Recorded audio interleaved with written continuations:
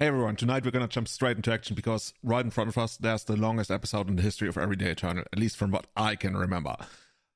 Big reason for that is the passion, the dedication of our guest, Andrea Mengucci. Now, if you don't know Andrea, you might have been living under a rock, which is fair.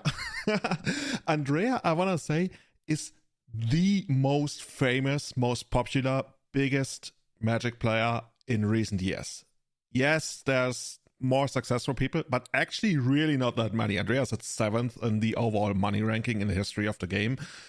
Has performed absolutely outstandingly on the pro circuit, including winning the highest prize money event of the entire history of the game, the Mythic Invitational. But even that doesn't even come close to what Andrea means to the game. Andrea is one of the most beloved characters, one of the most passionate, positive voices in the entire community. Doesn't even matter which format it comes to. Actually, there's one format Andrea doesn't play, and we will explore that for a hot 5 seconds. But today, we're going to talk a lot about Modern. This episode is dedicated towards understanding what Modern is, and whom better than to get one of the most famous, knowledgeable, and passionate guys out there.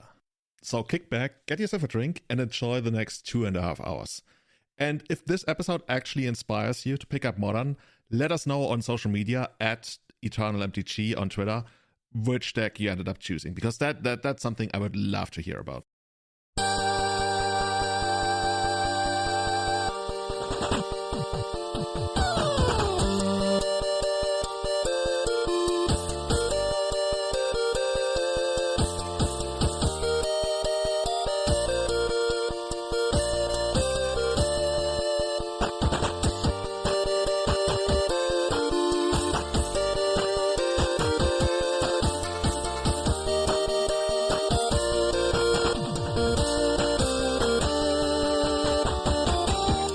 Hello and welcome to Everyday Eternal number 116, your favorite, most deceptively named bi-weekly Legacy podcast.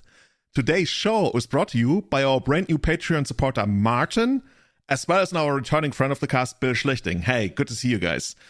If you want to support the running of the show directly, you can support us on patreon.com/everydayeternal. It's been 3 weeks, first podcast of the new year. Is it the first podcast? I think it is. Callum, how's it going? We just had to delay the start of the podcast because you already are a beer deep into this podcast and we haven't even started, man. How's it going? Yeah, I should have waited to open it for the start. I was like, I just got back from work and, it just opens itself by mistake and it falls into your mouth and there's nothing else you can do about it. But I'm good actually, feeling pretty good. Things have been pretty chill in life. Getting back into the flow of usual things. Managed to play challenges the last couple of weekends, which was really fun. I had a big break from them. I got nothing exciting to say, but I've got nothing to complain about as well. Everything is just cool. You've been trying to break Cory Drinker of Dust or something. That's a card that I've last seen 20 years ago or something. Yeah, so this Sunday I played Blue-White Spirits in the challenge. I kind of, as much as I love Painter, I wasn't quite feeling it. I've been playing some different builds and stuff, and it just I wasn't in the mood that day. So I've been wanting to play Spirits for quite a long time because I've thought it's a pretty strongly supported tribe. There's some decent 1-drop with the Mausoleum Wanderer, and the Lords are pretty decent, and it has a kind of clunky curve on 3, but the cards are not bad. And you're in blue and white, so you have Force of Will and Source of Plowshare. So you have a very good base to build off. So I was like, you know what? I'm just going to throw it together really quickly. This was 10 minutes before it started. So I was like, I had Painter already rented from Mana Traders. Quick, just throw some stuff together. So it's super quad laser. It's just 4 of everything. There was a bunch of cards. I was like, okay, yeah, with more time, you could work out 2s and 3s here and there. But the deck was pretty cool and actually incredibly fun to play. I've always enjoyed playing tempo-based creature decks, basically. Especially Spellqueller is really fun to play with. And I went 5-2, which is above expectations, honestly. I was thinking this could definitely be a 2-2 into 2-3 into 3-3 into 3-4 kind of thing. That was my vibe going into it, and I was like, let's see how it goes. And yeah, I played against some decent decks. I played against the whole Breach of Days Undoing deck twice, Blue-Red Delver once, a Prison deck, and Sneak and Show, and I've forgotten the other ones now. But it was a decent spread. Some good blue decks played as well. And one of the losses was completely on me. It was an earlier round, and I kind of just zoned out, and it all hinged around me not countering an important spell with Mausoleum Wanderer because I just forgot what it does. And the spell or Mausoleum Wanderer? No, so they cycled a Shark Typhoon, and to make it bigger and block a spell queller that was attacking with like a hull breacher underneath it. And so I just saw some plowshares, and I was like, they're tapped out, so I can Mousing Wanderer force if they force the swords, and it's all good.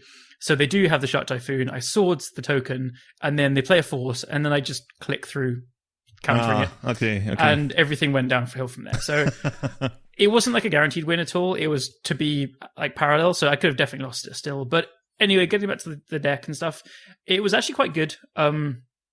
The mana base can like be taken advantage of more. I had some Mutavolts in, which were pretty bad. But otherwise, like the creatures are decent. Spirit of the Labyrinth is incredibly good in Legacy right now. You got hard carried by that, if I may interrupt you. Yeah, I think so. Like part of the idea was I think this card is good.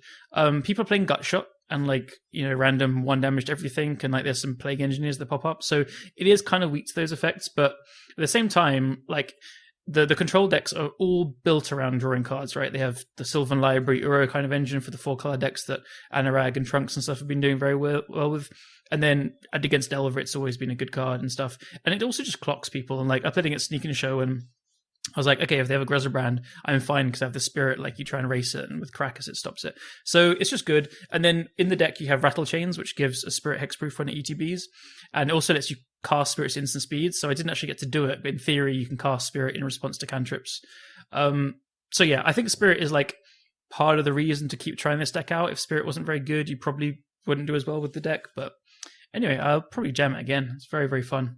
So should we link your list from the challenge, or do you want to work on it and link an updated one, or maybe that's just for the Discord? No, yeah, let's link it. I think the only things that I would look into changing is like Mutavaults could be something else. Probably there's 2 Wastelands I played. You could probably play 4, and then there was some mana problems sometimes, so maybe just add like another Tundra and a fetch or something. And then Cemetery Illuminator is a cool card that people are asking about. I just haven't tried it. Like, it could be really good, and I haven't like just tried it at all. So that's another one to try out. There's 12 3-drops in the deck already, so it's quite a lot. So you probably have to cut some Drogskull Captains, which are actually quite good as well. So I'm not really sure what to cut, basically. Like Teferi Time Raveler would also be insane in this deck because it operates at instant speed all the time, so you get control over the game. And there's a really cool interaction with Teferi and Spellqueller where like you Spellqueller something, and then you play your Teferi and bounce the Spellqueller, and they can't cast the spell that's underneath it because of Teferi's passive ability. Not gonna lie, all of that sounds a lot like a modern deck.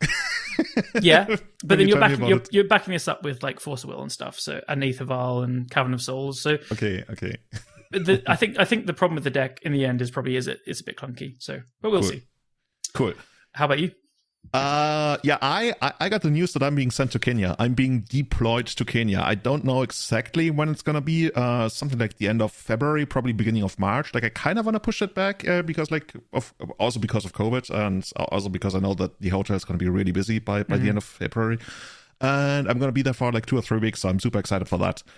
The other thing, by the way, this morning I get a message from Matt. And Matt is like, Julian, what the fuck did you do? And I'm like, hey, what's going on? Because you know how I sent him packages, like shipments of cards from Europe? And for the last one, he instructed me to fill the entire package with rice. Like cards and then everything else rice. And I even went out and I bought the cheap rice because I have like the good sushi rice that I have and I didn't want to spoil it for that. And I did that. And Matt was like, I have absolutely no recollection of ever telling you to put rice in there. I was like, okay, I have no idea what's going on here. Like, if you get a package from me with cards and it's completely like a giant box and it's completely filled with rice, you must be like, is Julian crazy? And I have no idea what's going on there. Like, I went through my message history with Matt and there's absolutely nothing about that in there. So I'm a little bit confused. Maybe you just had like a weird fever dream and you're just like, Matt's ordering like a Nimin rice off Magic Card Market. That might be it. This is the first time in my life I'm actually generally, like the only other time was when I had a skiing accident and I couldn't remember for like, I don't know, I basically missed half a day or something.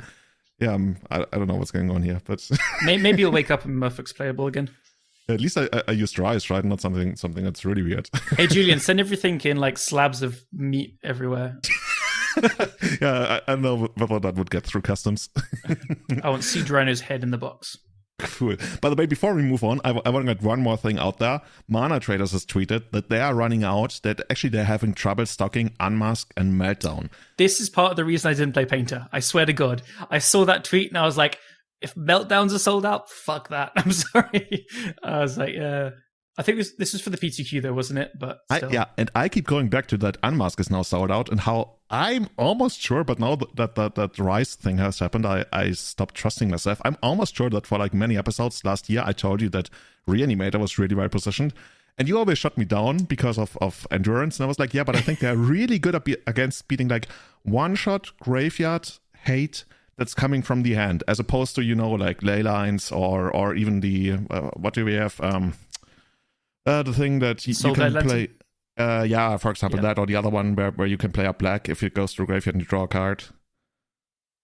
That trap thingy, whatever. The thing that used to be for like Marius Hausmann still plays Thomas Crypt, and like, what the fuck? Oh, yeah. Well, I play Crypts in Painter for sure. Yeah, the thing is, they are weaker against that. And I think with people relying more on that, that's part of the reason why Reanimator is really good. And that's all. Like, I've certainly got to feel it when I couldn't really put ley lines in my graveyard and my sideboard because I already had so much one-shot graveyard hate there.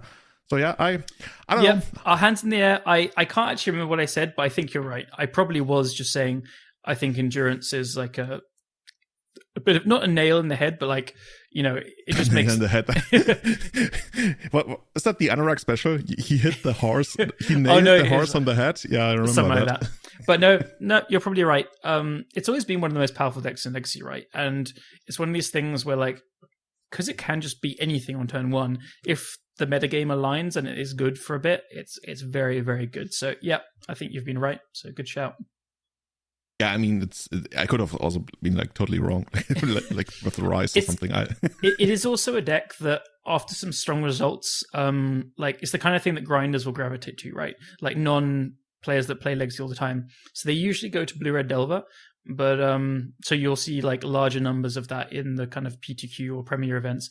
But I don't know, Reanimator or like very clearly linear, powerful combo decks will be like favored by good players that aren't super familiar with the format or play it very often. And I think this is, shouted out even more by Canister winning the PTQ before, or a showcase challenge with Reanimator.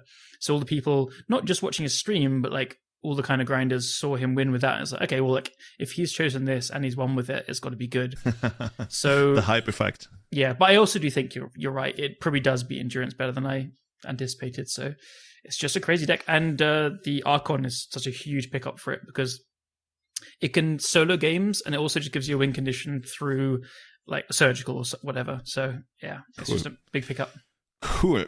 So moving on from Legacy, this is the first transition thus far in this year. On today's episode, we're going to talk all about Modern, and we already announced last year that we're going to have a very special guest, and our Discord correctly guessed that it's either going to be the Queen of England or Andrea Mengucci. And we were going to have the Queen. I think Callum is even drinking to, what's it called, the Platinum Jubilee or something? She's on the throne for like 5 centuries or something. I don't even remember. I don't even know when it is, but yes, exactly I am. Yeah, it turns out she was busy tonight. I'll drink to Andrea's throne. We were actually going to drink to Andrea's throne, and Andrea is going to come to us tonight, and he's going to tell us all about Modern. Like, you guys, you were really interested in Modern. You wanted to hear what the format is like. We asked for it in the Discord, and for me, like, all I've ever seen over social media over the last like a couple of months where people are saying, oh, Modern is so great, it's going to be such a great format, we're going to have such a great time. And I think, Callum, you've also played quite a bit of it, so I also dabbled into it. And tonight, this whole episode is basically dedicated to getting an intro to Modern. So if you know what Modern is, if you know competitive Magic, but you are not really into Modern right now, you don't really know what's going on, this episode is for you. If you are like really deep into Modern, there's probably not too much to learn about it for you today, but you're going to have our lovely voices. And yeah, I mean, that's charming enough, right? Yeah. And with that, Andrea, hey, dude, thank you so much for coming on. How's it going? Hello, welcome. See, well, never mind. Yeah. No, this is your podcast now. It's cool. No, I just I completely forgot where I was, I listened to everything about the spirits and I just, this is welcome now. It's cool. We're the spirits floating around, and now we're doing Andrea Eternal. And all right, thank you for inviting me. No welcome anymore. Thank you very much for inviting me, Julian and Callum. It's a pleasure to be here. It's a real pleasure to have you on. Like, for me, you're like one of my favorite players in the game ever, just because you're like absolute burning enthusiasm for the game, just like shines through everything. Every kind of negativity you see on Twitter and all the things, you're always there just like, shouting out, hey, I just first picked this sweet card in Cube every day. So I'm just really excited to talk to you about Modern and life in general and Magic. Thank you. Yeah. I think the way to phrase it is basically you're the greatest ambassador to the game that anyone could ever imagine. And you don't have to say anything because that's always awkward when people like make a compliment, but just take it as it is. You're the greatest ambassador to Magic that could be, and I think yeah, co-signed. We've fanboyed enough, right? And speaking of fanboys, dude, we usually we ask our Discord for questions, and sometimes we also reach out to Twitter, but just our Discord alone, and by the way, you can get there if you support us on Patreon. They had so many questions for you. I think I had to edit out some of the weirder ones. Shout outs to Kai Savatari, by the way. That wasn't weird. It was a very good question, I thought. Yeah, somehow we're skipping it. And yeah, I think we're going to jump right into the first couple ones that are all about Italy. Like, people are really interested in learning about Italy. Like I kind of take it for granted. I've been to Italy so many times. It's just so close to Germany and we go there all the time. But yeah, we have listeners from all around the world and they are really, really interested in Italy. So why don't we start with that? Yeah, let's go. Cool. So, first question. What do you like the most about Italy? What will people traveling from around the world to Italy enjoy the most there? I think the obvious answer has to be the food, right? Like, of course.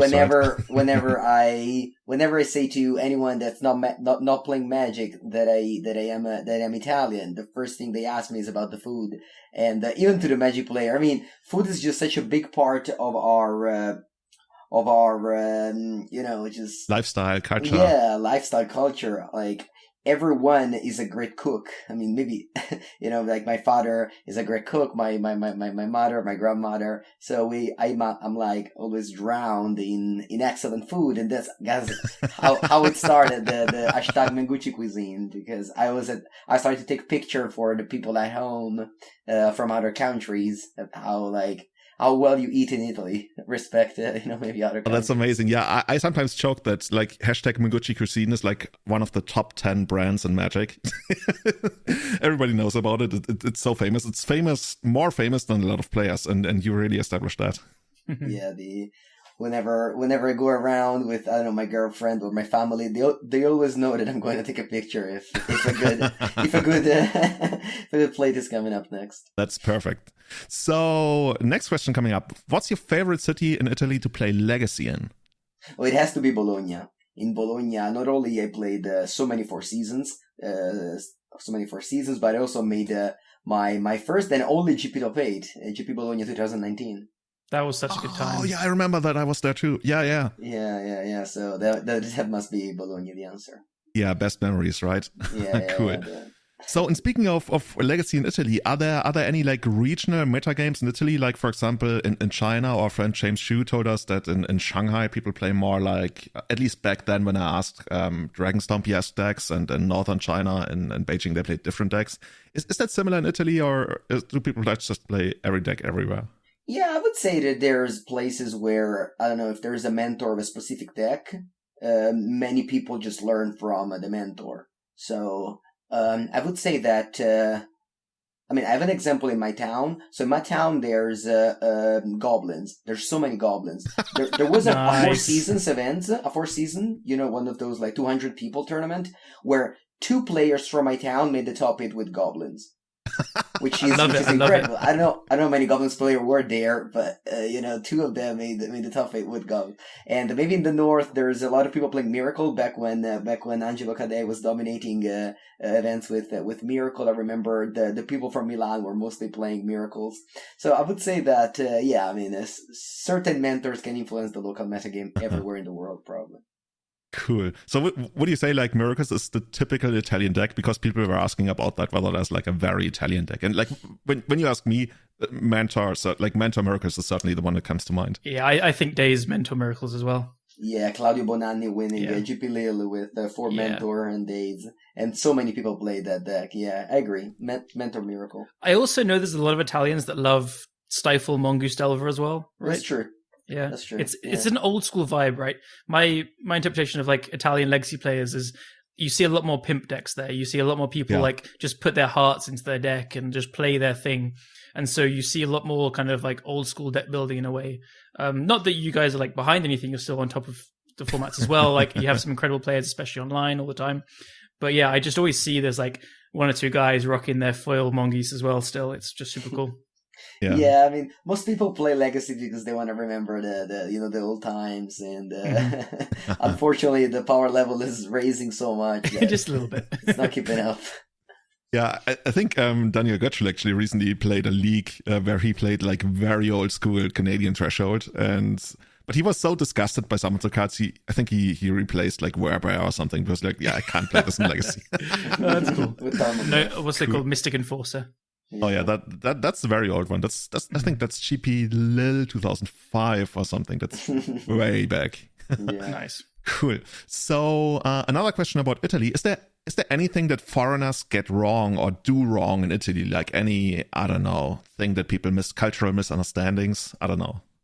So the Italian people are like for real, like very friendly. Like even if they don't know you, they'll try to like, especially if you're a foreigner in our country, we try to make you feel comfortable and welcome you. But at the same time, you might feel that are like maybe like trying, maybe not now in COVID days, okay, but like touching or like hugging or just like welcoming foreigners might feel like I don't know, strange, but it's really like our way to make you feel good, make you feel comfortable. So I would say that it's our just like our nature of trying to be nice and trying to be welcoming to other people. Now that you mentioned that, like especially like touching and stuff, I really noticed that when I went to some basically tourism events in northern Italy, and there were colleagues from the US, and I think in the US it's more distance. You don't like embrace somebody or something. And it was really, really interesting to see too. Yeah, especially the kisses. I mean, again, now maybe with COVID you don't do that anymore. But in Italy, people just kiss each other on the cheeks as a way to greet, and that was not seen like a normal thing for most of other cultures. Yeah, I can see that being like weird for people who are not used to it. But yeah, it's I guess it's more of a European thing. We don't really do it that much in Germany, but it's also kind of a little bit of a thing, I guess. Mm-hmm. Cool. So last question. What is everybody, like this one was sent out to all of us. What is everybody's favorite Italian food, wine, gelato? Callum, what about you? I know you're not a food person, right? Not massively. I'm going to like just get in trouble with the whole Italy, the whole of Italy. I love pizza and I love pasta and I love tomato sauce. So yeah, I'll say pizza for the food.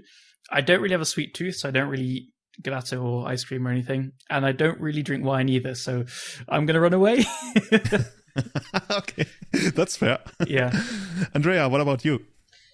Well, so the favorite food is a question that I have I ask like I don't know on a weekly base for sure on my stream. Like you can't be like just so much, which is fine. Like I guess it's fine, but there's not really an answer because favorite food is such a broad thing. Like pizza is great, certain like carbonara, matriciana, so many type of pasta are great, and so many desserts are great. You just can't really choose one, honestly. There is tiramisu, zuppa inglese, of course, gelato. Those are like my favorite desserts. All right, we'll expect like a long list of 100 best foods after the cast to link after. Yeah, exactly. It's a bit like picking your favorite child, right? That's easy. No, you can't. Oh, is it? Kind of okay. Yeah. So okay, yeah, and I guess for me, like, if I had to like pick something, of course, there's like many different types of pizza or pasta that I love, especially when it's like proper frutti di mare, right? Exactly. But like what you get in Germany, it's like I once bought it at the supermarket and it was like deep frozen. And I guess that doesn't necessarily mean it's not good, but it wasn't good. And I've never really bought it ever since. Like whenever I go to Milan, I get it. And then when you're even closer to the coast, I just love getting anything frutti di mare. Yeah, frutti di mare is seafood. Maybe Callum. Oh, okay. I was about to ask and sound really stupid. Yeah, no, because I live on the beach. Basically, my town is a small town on the beach. So during summer, it's just we eat mostly that. Like the restaurants are like filled with like fish-based restaurant, and even my father often goes to to the fisherman's and just that's great. Buys fish to cook at home. I do really, really love seafood. I say I'm vegetarian to most people because it makes it easy, but I do eat seafood when I'm like on holiday or going for a nice meal or something. It's incredibly tasty. So I'm excited to come to Italy and have some then. Awesome. And for the other ones, well, for me, wine, I like wine that I like, but I can't even tell you what it is called or which type. I know that there's a couple of Spanish ones that I really like. Because you get too drunk to remember the name. Yeah. I don't know about that, but maybe. And gelato, pistachio? I don't even know how to pronounce it. Pistachio. Yeah, that's the one. That CH is pronounced like a K in Italy. Okay. I'm not going to try to repeat it, but that's the one I like. I also really, really like anything like lemon flavored, but I don't really get the distinction between ice cream and gelato, because in German we are like very simple and stupid. We literally just call it ice. Anything that's cold and sweet and you put it in your mouth, it's literally called ice. It doesn't matter whether it's like the thing on the ground or the thing you eat. We have no distinction between gelato and ice cream and whatever else there is. Yeah, in Italian it's the same. We call it gelato in general. But I think that the main difference comes from the fact that certain type of gelato are like the pre-made one.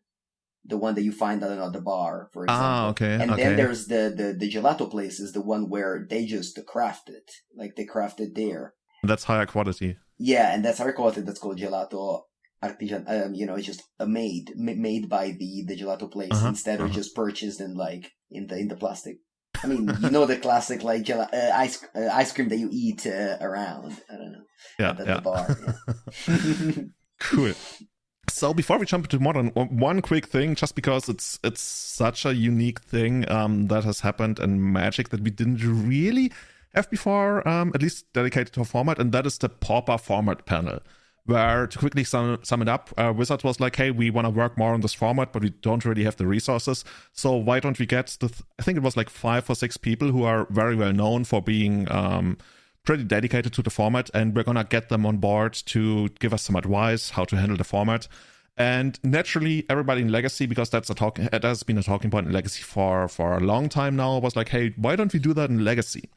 And guys, without going too deep into it, what are your thoughts on that? Is that something you would be interested in for Legacy, or how do you feel about that? I think it's a good thing for Pauper, and I think it's a good thing that even Legacy and Vintage might adopt this thing. Because if you read the article that Gavin Verhey wrote, you can basically replace the word Pauper with Legacy and Vintage, and the article would make sense. Like, they don't design cards with Legacy in their mind. So whenever you see, I don't know, Underworld Breach or Brandon 6, like, they didn't think about Wasteland, or they didn't think about Brain Freeze Lines at Diamond when they made the card. Because the card, was supposed to do other things.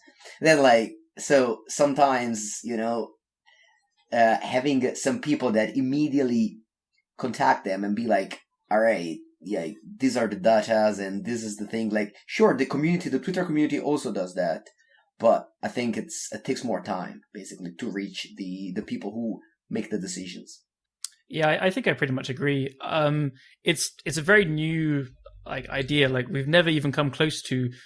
Like, we've had some people, as you said, Twitter has a very big voice in expressing concerns about format's health and stuff, but we've never had Wizards say hey, we're here to actually listen to you. This is the subject of this whole thing, is them saying we're going to listen to you. So I think that would be a big opening point where Legacy players who aren't happy with the format currently, a lot of them are just saying we want some contact. We want to know if you think the format's healthy or not.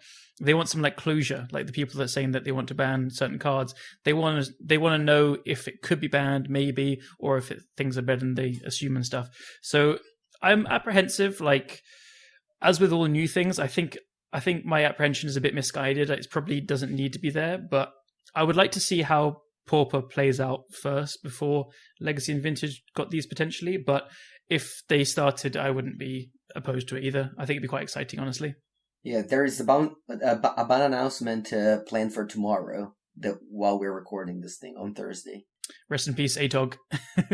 No, seriously, I'm really excited for that. Not because I'm so invested in Pauper, just because I want to see what kind of change we will actually see. Is this going to be a really big thing, or is this just going to be a very cosmetic, tiny change. I want to see how this plays out for Pauper, because in the past I've been rather against the kind of idea, but more because people were discussing about taking the format entirely out of Wizards' hand and handing it to the community and have it only managed by the community. And I never liked that idea at all. Like, absolutely didn't like that idea at all. So for this one, I was also like, let's rather not do that for Legacy. But if it's still like the final call on Wizards, I don't hate the idea. What I would like is if Wizards somehow, that's what I put in our show notes as well, right, had some kind of like mission statement, format identity, what they want Legacy to be, because I think for the longest of times, Legacy changed very slowly, and that was like a big thing for people who don't get to play all that much, because they can still like come back after half a year or not play as much for half a year and still know what's going on. And that hasn't really been the thing so much. At least it was that kind of aspect was de-emphasized over the last year or two. So I would like to see whether Wizards agrees with that assessment that Legacy should overall be rather slow moving, or whether they like to mix it up. Because no matter whether I agree with that or not, at least that sets the baseline, right? That's what Legacy is supposed to be. And then if you get like a format panel, then people can work towards making that a reality. And that's my thought about that. Yeah, I agree with you there. I also think your point about it still being Wizards' hands is very important. This is where I was also highly skeptical when it was like, this is our format, we're going to take it, we're the players. And then that's where I don't trust things. And that's where you get like splinters of some group thinks this thing, some group thinks that thing. You do need one like governing body to be like, hey guys, chill, actually, let's do it this way. And to any of the skeptics, I would really urge you to go and read Gavin Verhey's article, or he made a video about it as well. He's a very, very like well-spoken, methodical person, and the way he described it really sold me very quickly. I would go and listen to him. He knows how Legacy works, and he knows how formats work, and he knows how the game works. He's a very intelligent chap, so if he was involved as well, I'd feel a lot more confident about it. Yeah, I mean, if they're choosing some people, they're of course like not choosing the person on Twitter that wants to ban 20 cards. yeah. They're choosing. They're choosing. There goes my chance. Yeah, they're choosing like, I don't know, somebody that like Jeff Hoogland sees the data and understand. Like, yeah, I don't know. There's just a lot of things going on, and I agree. In general, I think that if like Wizards obviously wants the best for every format, but at the same time they don't want to ban every card they print, because like they need to keep the that's their goal. They have to print cards so that people buy them, so that people play with them. So on one side, of course, like you have the problem of, wait, you don't want to ban the card until you print it, which is obviously, if you just bought, obviously like not a good thing. But at the other time, you don't want to ban it like too quickly. Yeah, that's just like such a delicate balance, right? And you can never get it perfectly, but if the panel is gonna even give them some input like before the set releases, I don't know whether that's actually how it works, but that would be like quite huge, because if you could stop something like Underworld Breach from ever hitting Legacy, that would. I know, Callum, you love that deck, but yeah, I guess you could have done better without I completely understand it was broken and need to be banned. Don't worry. I just loved playing with it. It's exactly the kind of deck I like. Cool. So yeah, we're going to see how this plays out. For us, the Pauper announcement is tomorrow. For you, it's probably going to be yesterday if I can get this podcast out tomorrow on Friday. Very much looking forward to that. And we'll see how it plays out. I think Gavin even said on Twitter that there are no immediate plans to institute this for Legacy or Vintage. So I think we're safe. I was going to say we're safe, but now that we've talked about it a little bit more and I've given it some more thought, I want to be unsafe. I want to see what happens. I think that, so they do this for Commander. And while I don't follow Commander, I know that there's basically the same thing going on there. And Commander is the most like thriving format in Magic. So I want to say that, it's working for Commander. That's Actually, you don't play Commander. You literally play everything. Like, every time I see your like social media, it's like, oh, I played this format, I played that. I have my Mengucci cube. No, yeah, I do have 2 decks of Commander, and sometimes I do play it, but I'm not like, I don't play it as much as the other constructed formats that I play on. Oh, I see. Like, I don't know, daily or weekly basis. Because I don't live in a town with the local game store, and in my town, like, nobody plays Commander. Like, our friendly format is Cube. Like, we cube I don't know, each 2 days, I want to say, once each 2 days, and that's our friendly format. Oh, that's amazing. You will have a lot of people move. Do you want to share which town you live in, or is that like private information? Yeah, I live in Senigallia. It's a beautiful town on the coast, which is really just amazing. Really amazing. Yeah, 1 year from now, population is going to double. Yeah. Just cube on the beach and nice seafood. Oh my God. Cool. Yeah, we always manage to get four or six people once in a while, and we queue in 4, and it's super quick. Like I guess Julian, we have to go and make it 8. There's nothing else we can do. Yeah, for me, it's pretty quick. You have to fly in, I guess. I'll move there. It's fine. You're going to move there. Amazing. That's great. Cool. So, and speaking of amazing formats, the rest of the show, this is going to be all about Modern now. And I'm really excited for this because I used to be really into Modern. Like everybody knows it came out around 2011, Proto Philadelphia. It was like super broken, but I loved it. I absolutely loved seeing the brokenness unfold. And then I had been into the format until like 2017, 18-ish. And that was over 4 years ago. So I've been really out of Modern. And now with everybody talking about how great Modern is, we decided to make this episode. And who else to get than you're not Mr. Modern, you're Mr. Magic, but tonight you're going to be Mr. Modern, Andrea. And you're going to tell us all about Modern. We will, I guess, start with a couple of listener questions about the format in general. And the first one is, I guess we just can't get rid of the legacy connection in this episode.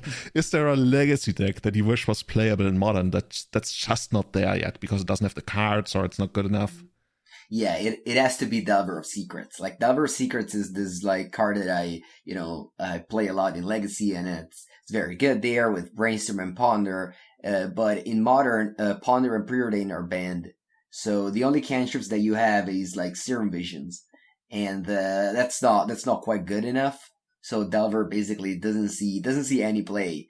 When Channeler and Ragavan got printed, and Murta Regent, of course, there was this like blue-red deck that also had Delver, but kind of evolved and now doesn't play Delver anymore. And yeah, I would wish that was playable, but that would mean like printing good cantrips, which can't really happen. So yeah, I think it's just impossible.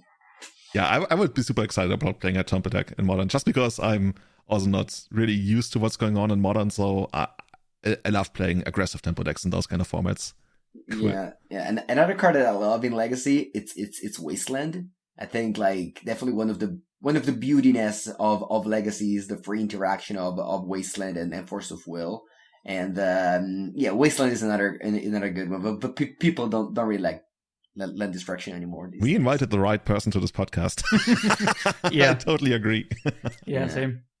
Cool. Second question, and that's basically already approaching what is Modern meant to be. What does Modern mean these days? And that's all. Like by the way, almost all the questions that I'm specifically asking are coming from our Discord. We are sorry we can't mention all of you guys by name. It's just like too many questions, but we really, really appreciate you really overwhelming us with all those questions. So thank you so much for that. Andrea, how would you define Modern's format identity? Like, what is Modern about in the grand context of Magic, right? We have Vintage, which is like giga broken, and everybody loves it for that. And how does Modern fit into that? And has this positioning of Modern changed ever since it was created? I would say so, yeah. I would say that back in the days, there's a rule that like games couldn't end before turn 4. And they were banning around that, Blazing Shoal or like stuff like that used to be banned because you couldn't win the game that early.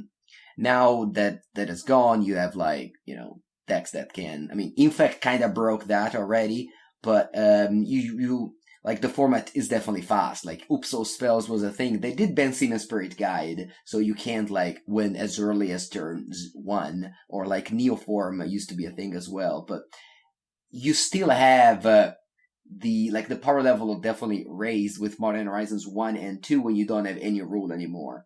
The rule that you have, I think, and the format identity of Modern is that you have to, it kind of sounds weird right now, but like you have to pay mana to cast your spell. And while that's not even true because they just printed the 5 mythic incarnations, the Solitude, the Endurance, and etc.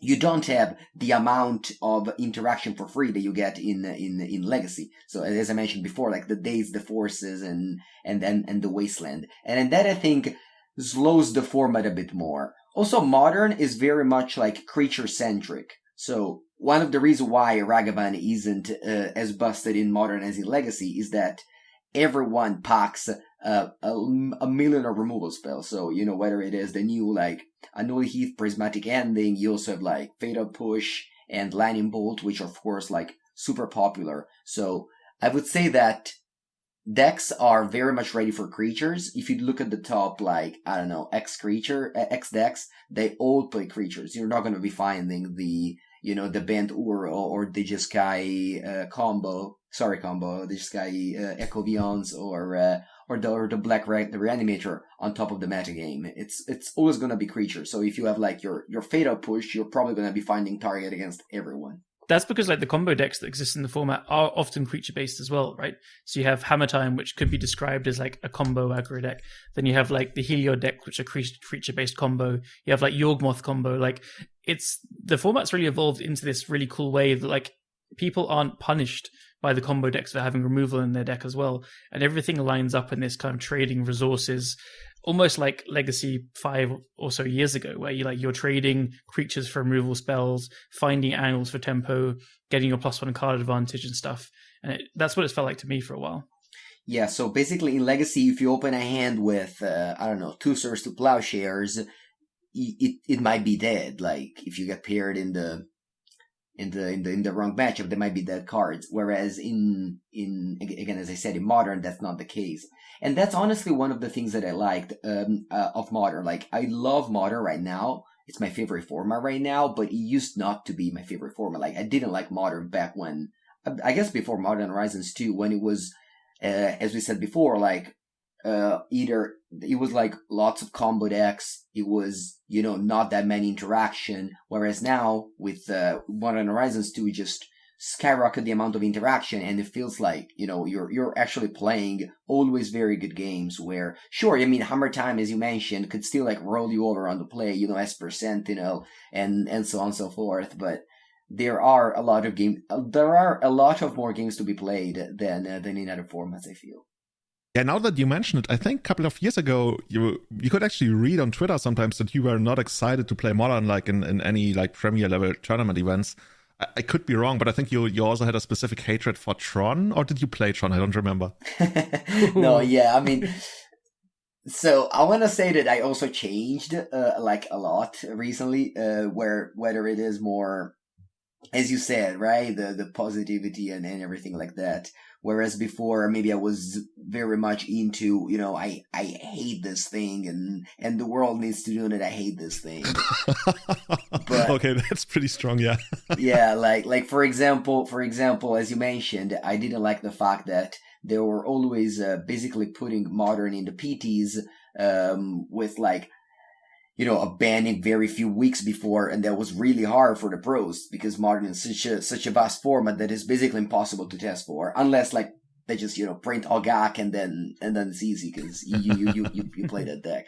But other than that, I didn't. The main reason why I didn't love Modern is basically the things that I love Modern, like the opposite of the things that I love Modern for right now. Before it was a lot less interaction, a lot more like combo decks, and a lot more of like gambling on matchups, and you didn't really have control over things. Like, again, to return, and back in the days when like I was playing tons and tons of Legacy, that's because I felt like in Legacy you always had control over your, you know, over your fate, whereas in Modern was very much until you just sit down, and if they have like the God End, there's nothing you can do.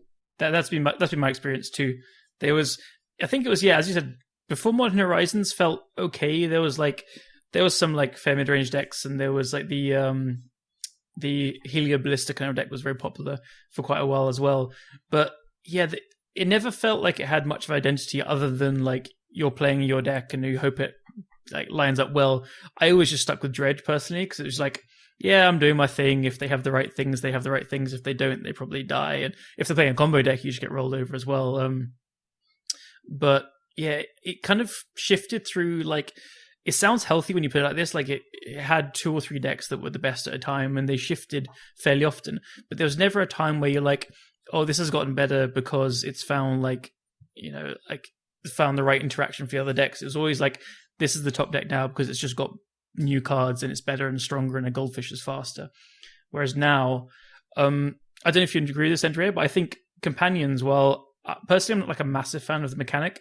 I think the fact that Lurrus and Yorion exist gives like a reason for like a payoff for control or mid-range decks to keep playing these longer games. Before, like, it was quite easy to outgrind some of the control decks, especially like the blue-white base things. But now you have these Omnath decks that are playing Yorion as well, and like they have this end game to play to. They don't need to like hope that they have their like 5-mana Teferis in the top 15-20 cards and it lines up right. You know, they have their game plan well, just interact, control the game, and then go on from there. And Lurrus is obviously like another grinding tool and stuff. Whereas before, you just, I don't know, it didn't feel like you had a payoff for playing to the late game in Modern, but now you have the tools to interact early and you have the payoff to play towards. Yeah, I mean, the modern card designing is to always have things to do in the game, like to not run out of cards. Like back in the days, Jund used to be top modern deck, and you just used to go in top deck mode. So you used to like take out Discord Spell. These days, it's so hard to run out of cards, whether it is expressive iteration or companions or Urza Saga. It's just there's so much like inbuilt card advantage in the new cards that, Discord Spell, for example, are always live, even on turn 10 these days. So yeah, I mean, it's cool that Grex's Death Shadow, for example, can outgrind a control deck because, but at the same time, it kind of feel like, so, control maybe it's not having the best time, Uvu control, it's still playable, but it had better times in Modern for sure. Yeah, you do have the 4-color kind of Omnath deck and stuff though. Like it plays kind of like tap outy mid range, I guess, but I think it does fill this control role. Yeah, you could say it's a control. I would say it's more like it's more like a mid range. Like if you don't play, Supreme Verdict or Counterspell. You can play Counterspell, it's mostly like just a mashup of your cards. When you see decks that start with 4 Brennan, 6 Forte Fairy Time Reveler, you know that just you're gonna play 4 colors, all the best cards, and Cool. So, since you guys already talked about, right, what is playable, like what is a control deck, what can we do? Something I would like to do is to, for everybody looking at the format from the outside right now, to explore what I sometimes like to call the borders, the boundaries of the format, like what can you get away with, and to just like provide an idea. In Legacy, for example, it's, if you pay 4 mana for a spell, right, it better be something really, really good. And for the longest of times, it kind of was like, if you pay 4 mana for a spell, and then you untap, and for example, it was still in play, like Teferi, like Chase, then you were very much in a winning position. And these things kind of change over time, but nothing is really a hard rule, but for Legacy, that used to be very much a thing for a long time. And part of that is because you are constricted by the speed and the denial of the aggressive decks in the format, of the aggro tempo aggro decks in the format. And what I would like to understand from Andrea, and I guess Callum, you as well, right? You played a lot more Modern United recently. What are the defining aggressive tempo whatever decks in the format right now that are really saying, hey, you can't pay, I don't know, 7, 8, 9, 10 mana for whatever you're doing because that's just like too slow? What are the defining aggressive decks in the format? I would say that it's Ragavan. Your deck needs to have a way to deal with Ragavan as early as turn 1. So you can't just build your control deck with... So for example, we see now the Omnath deck, you mentioned it before, playing 4 Lightning Bolt, 4 Prismatic Ending on top of the, Solitude and maybe Fury, so that a Ragavan needs to be answered. And the same thing happens with Hammer Time. It's another deck that can, like, really just... Obviously, you have the God Hands where you win on turn 2, but it's not only that. It's just Esper Sentinel. It's a card that I don't think sees that much play in Legacy, which is kind of crazy because it acts like a 1-mana Thalia. in so often in Modern, and the Esper Sentinel is another card that it's now rising a lot, and was only played in Hammer for the longest of the time. But whenever you just face an Esper Sentinel on turn 1, it's just I need to spend my turn 2 killing that. In the meanwhile, my opponent's doing other stuff, maybe even playing an Urza Saga, so I have then to answer that, and just spiral into these things where you just fall behind, and in the end just you don't get hammer. And then you put a hammer on it and they can't pay 11. Yeah. So you see now maybe a lot of good threats, of course. Like maybe Urza Saga isn't as dominating in Legacy as it is in Modern because of the existence of Wasteland, but Urza Saga is obviously one of the best cards in the format. I recently wrote a very long and detailed article for Channel Fireball about the card Urza Saga and how like it's like very good. And the beautiness of Urza Saga is that it goes in so many like totally different decks. Like it goes in Amulet of Titan because it's a toolbox for Amulet. It goes in, of course, Hammer Time because it's an artifact deck and because it tutors up the thing. And it goes in Jund Sagaban because it somehow combos well with Vren and 6.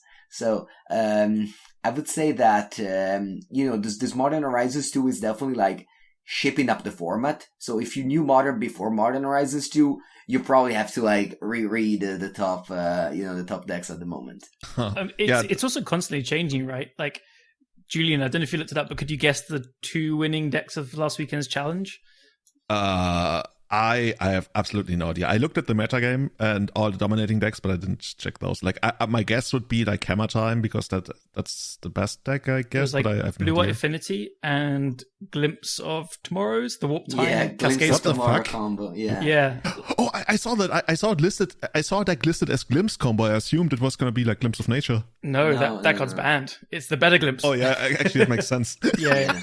You also have the Glimpse of the Unthinkable. Also top 4, but targeting yourself because it's a Vengevine deck. Crabvine, yeah. Like the format, it just has so many decks. It's crazy. And the cool thing is, like, there's obviously a tier 1. Like, I don't think there's anything tier 0 or anything, which is pretty cool. Yeah, exactly. But tier 1, you could probably list off like 5 to 10 decks. Yeah. And then underneath that, the tier 2 is at the absolute heels of tier 1. There is things like no offense to any of these players, but I would say like, the Vengevine deck is pretty solidly in tier 2. I'm looking at like, for sure. There's like Mill, there's Charbelcher, there's, I think Affinity probably is safely in tier 2 as well. There's Underworld Breach decks, there's Bring to Light decks. Like these are all things that you would see winning a Premier event and be like, oh, that's cool, but like not surprising. There's just so many decks and so many ways to play the format. On stream, I try to play usually 2 leagues of Modern per day, and I try to always play like fringe decks. Mm-hmm. Decks that, for example, today I played White-Red Death and Taxes and the Blue-Black Control with Lurrus Companion. So, like, definitely not 2 tier 1 decks, but you can get away, because if you get, like, the good draws or your opponent, or the good matchups and stuff like that, you can get away. And that's one thing that I love about Modern, is that you have, like, really just 50 decks. Like, I'm not even joking. Like, you have 50 decks available. And these decks, like, can win a challenge, as they proved last weekend, where Blue-White Affinity, which, wasn't a deck before, like, Nasif streamed a bunch of it, and a Spanish player piloted to win the thing, and a Glimpse of Combo, which is, there's only, like, really just one player that does well with it, and he won the event. That's amazing. That's absolutely amazing. So before we explore, like, I guess we're not going to get to explore all of those decks, but we're going to look into, well, I took in an article from Reid Duke on Channel Fireball about the power ranking, and I think he listed what he considers the top 15 most powerful decks in the format, and we're gonna touch on them in a minute. Before we move on from that, I would also like to know, are the combo decks that we are seeing, without going too much into specific combo decks, are they very well spread out, or is it mostly like spell-based combo decks, permanent-based combo decks, or is it like mostly graveyard stuff, or how does it work in Modern? Like, what do you need to pay attention to? So you have Goblin Charbelcher. Goblin Charbelcher is a thing, and the same is Balustrade Spy and the Underworld. I don't know, the friend of Pallustra Spite, I can't remember the name. Undercity Informer. Undercity Informer, exactly.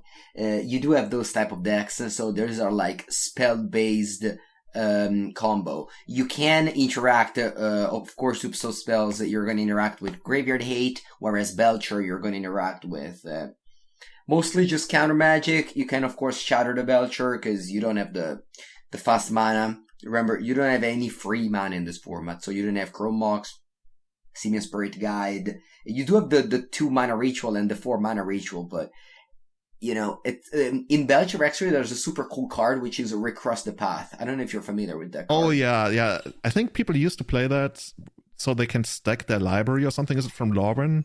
Exactly, it's from Morningtide, I think, and since they made the flip lands, you can basically stack your deck. So it's a huge Doomsday basically. But so there's a green Doomsday in Modern. And by the way, for those who don't know the card, because it's quite rare, can you quickly explain what it does? Yeah, so it's a 3 mana sorcery, 2 and a green, and you basically just reveal your deck to your opponent. You show that you have no lands. Nobody knows what the card actually does. It's like search your library for a land or something, and maybe put it into No, play. I think it's anyway. You just what happens on Magic Online is the following: you reveal your deck to your opponent. Now your opponent, or I guess Magic Online, proves that you don't have lands in your deck, and you just start stacking your deck like the full 50 cards. And then at the end of the day, the card returns to hand because you just clash. So you reveal the top card of your deck, which is going to be a 7-drop. And the Recross the Path is going to go back to your hand after it resolved. So you have this free Doomsday that costs 3 mana. You can play on turn 2 with Metamorphose and a Ritual. And you stack your deck, you pass the turn. And now, if your opponent doesn't do anything, you draw the 5 mana Wheel of Fortune that has Miracle 2. Reforge the Soul. Reforge the Soul. And then from there, you just go on and you just kill your opponent. So this is a thing that happens, and it's super cool. And there's like a Discord of Belcher where they like have all the piles for.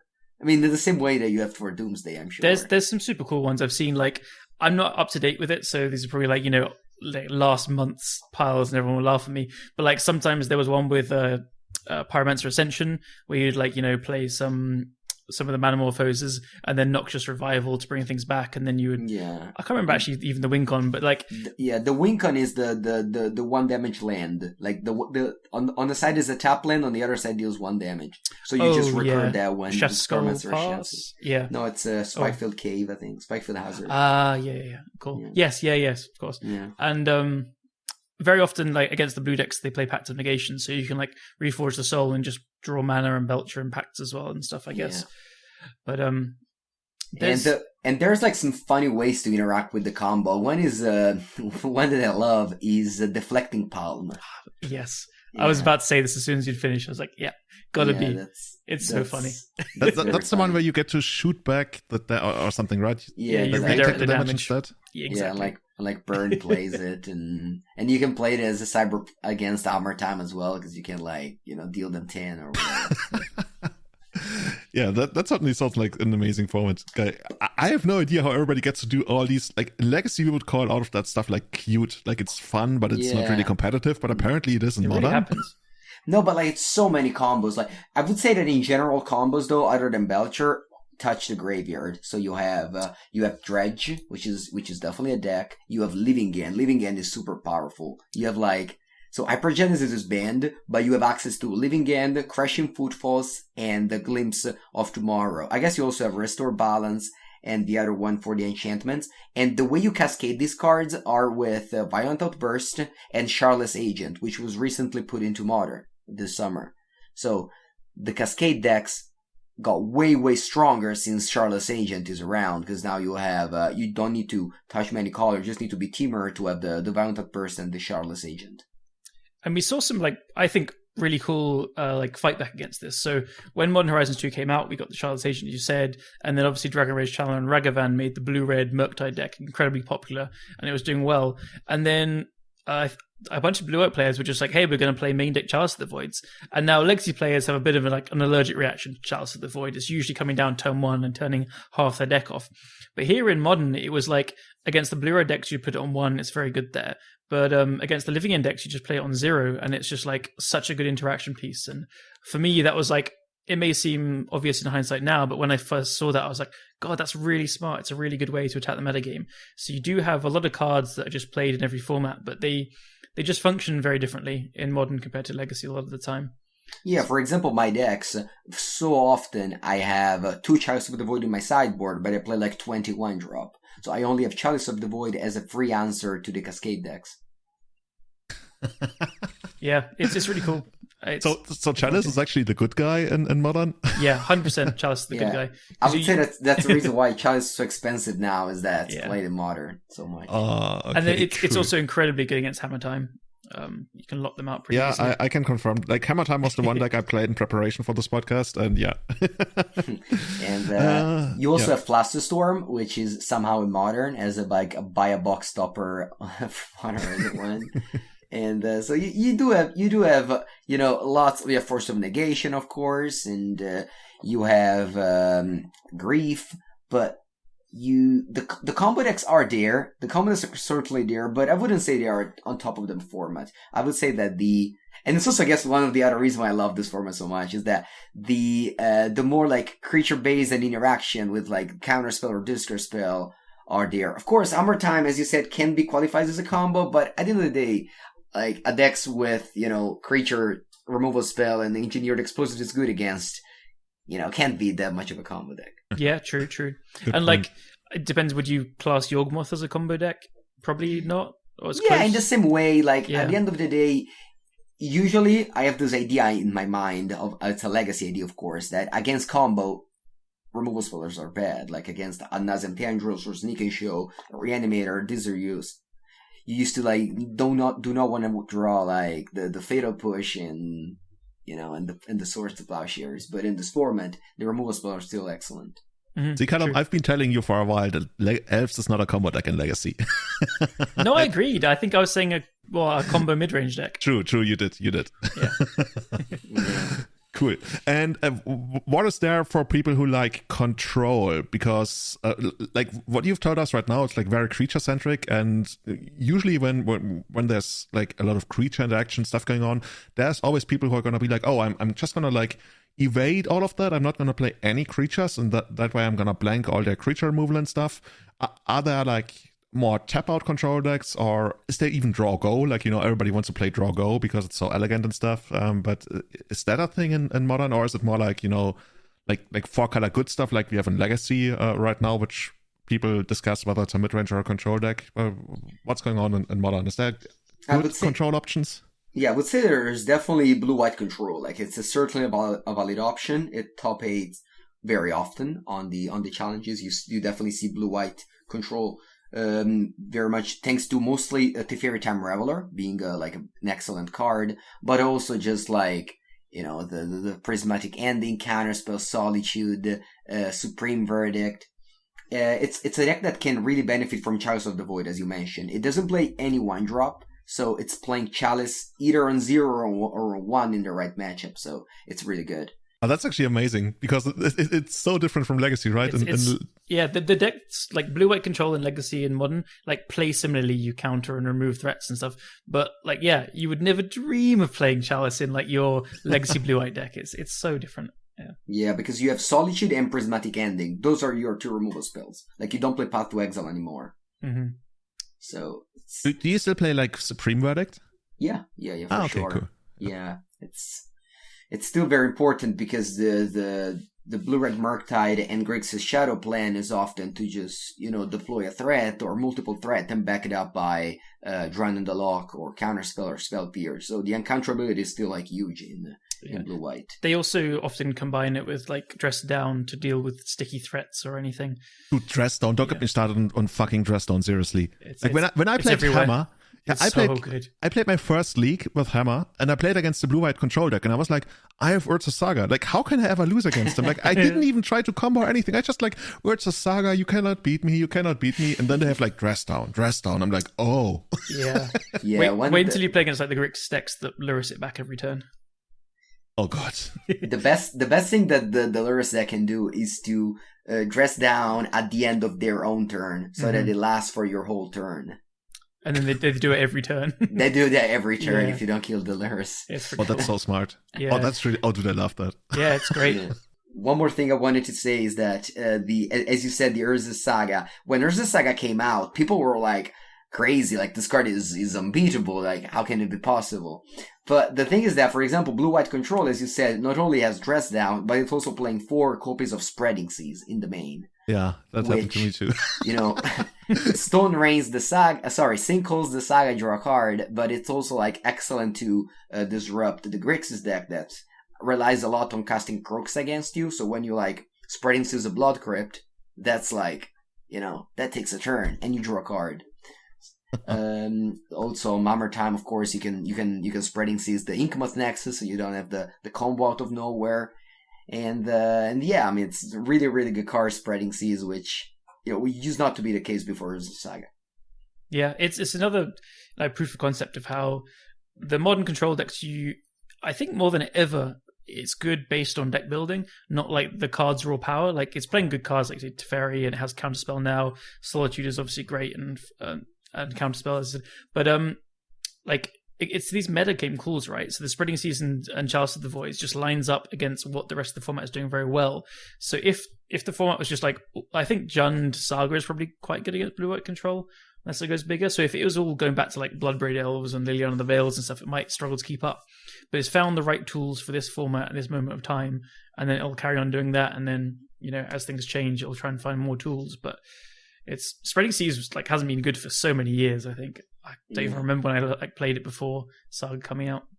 Control number 1 nightmare must be the Renin 6 out of the Jund Saga. Yeah, because Renin 6 just keeps the land really flowing. It threatens the emblem while, like, you know, creating card advantage, as well as rebuys the Saga, rebuys maybe like if you have a cycle land. So that's definitely a card. I mean, it dies to Prismatic Ending, but that's about it. Like, the Prismatic Ending has to carry so much in the control deck. Because they're like threatening with Ragavan and Dragonbane Channeler and Elvish Reclaimer now, and so many must answer threats. Yeah, scary and, deck. The Omnath deck is the other way you can go control. It's not quite a control because you're playing with Yorion, and it's mostly called like a blink deck. So another reason why Spreading Seas is so big these days is that you finally just like blink with Yorion, and it's one more card to draw. And you play the Poor Man's Arkham Astrolabe, which is the Abundant Growth. Yeah, I can see that. Yeah, it's a good way to put it. That also helps you against Blood Moon, which is a card. Like, Blood Moon is a card that Blue-Red Murktide plays, that Rhinos plays, that you know, you see sometimes Charbelcher plays it in the main deck as well, which is pretty funny. So the 4-color deck obviously has this like burden of taking too much damage from your own land, so it's bad against burn. And another funny thing is that burn is a good deck in Modern, and like that was the case forever. Like, Modern started and burn was a thing, and burn is still a thing, and so good, I think. Yeah, it's still there. Like, I've seen it struggle with kind of Hammer Time and stuff. Like, as the format gets faster, it does struggle a bit. But then, again, they pick up the deflecting palm and stuff, and have some pretty play there. Yeah, similarly to Hammer Time, like, you can always say that you have a good match, but when you stare a Idol of the Grey Revel on the draw on turn 2, and you know that, you know, you have to like answer that, take 2 damage, and you're gonna be behind, and you're already like, you in Modern you have shock and fetches. I think that's why burn thrives so much, is that everyone has to like shock and fetch. True. And there is one really good piece of advice for playing against burn. If you're especially on the draw, just never ever think, I hope they don't have Eidolon, because every time you think that, they will 100% have it. It's just how it goes. Yeah. I guess you do have Force of Vigor now, which is helping. That's true. It's true. Bit. Yeah. The forces, Force of Vigor, Force of Negation, Solitude, Fury, really just gave a lot of speed to the format, because of course we're talking about before, like, having free cards is it really just helps the interaction. And Fury is another one that we haven't mentioned yet, but it's such a good card. God, it's so good. I've started playing a few in Painter and Legacy, and every time I like hardcast it, I'm like, God, this is just insane. You just kill so many things. Yeah, against Hammer Time as well. Yeah. It's funny you guys are saying that, because my impression of Modern had previously been that people, like, they cheat a lot on mana with all the fast mana that you used to have to do something broken. Whereas now it's the other way around. People, like, quote unquote cheat on mana, like cast something for free to have the answer. Now all the answers are available for free, whereas previously the threats or the utility for threats was free. It's the answer, right? Like if someone's trying to kill you turn 2 or turn 3 with hammer time, then like, yeah, you could have a removal spell here and there, but they're pretty good at playing around them.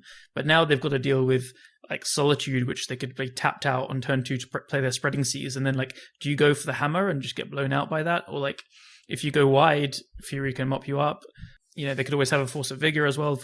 I think that the free answers actually, when they were spoiled, I think a lot of people, including myself, were like, oh my god, this seems a bit scary. This is new waters for Modern, but they've actually been pretty healthy overall. Yeah, I think you can push the answers. I think pushing the answers makes the format better. Mm-hmm. Of course, like there's a limit to that because we're seeing in Legacy, for example, that the 4-color deck just has so many good removal spells, right? 4 Plows and 4 Prismatic Ending.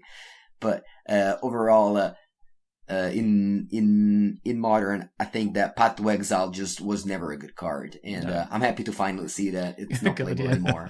Yeah, I've actually started playing it in Legacy quite a lot because it's very good against Delver now, and it's great there. Oh, but that's true. Yeah, Delver always plays Steam Dance. Yeah.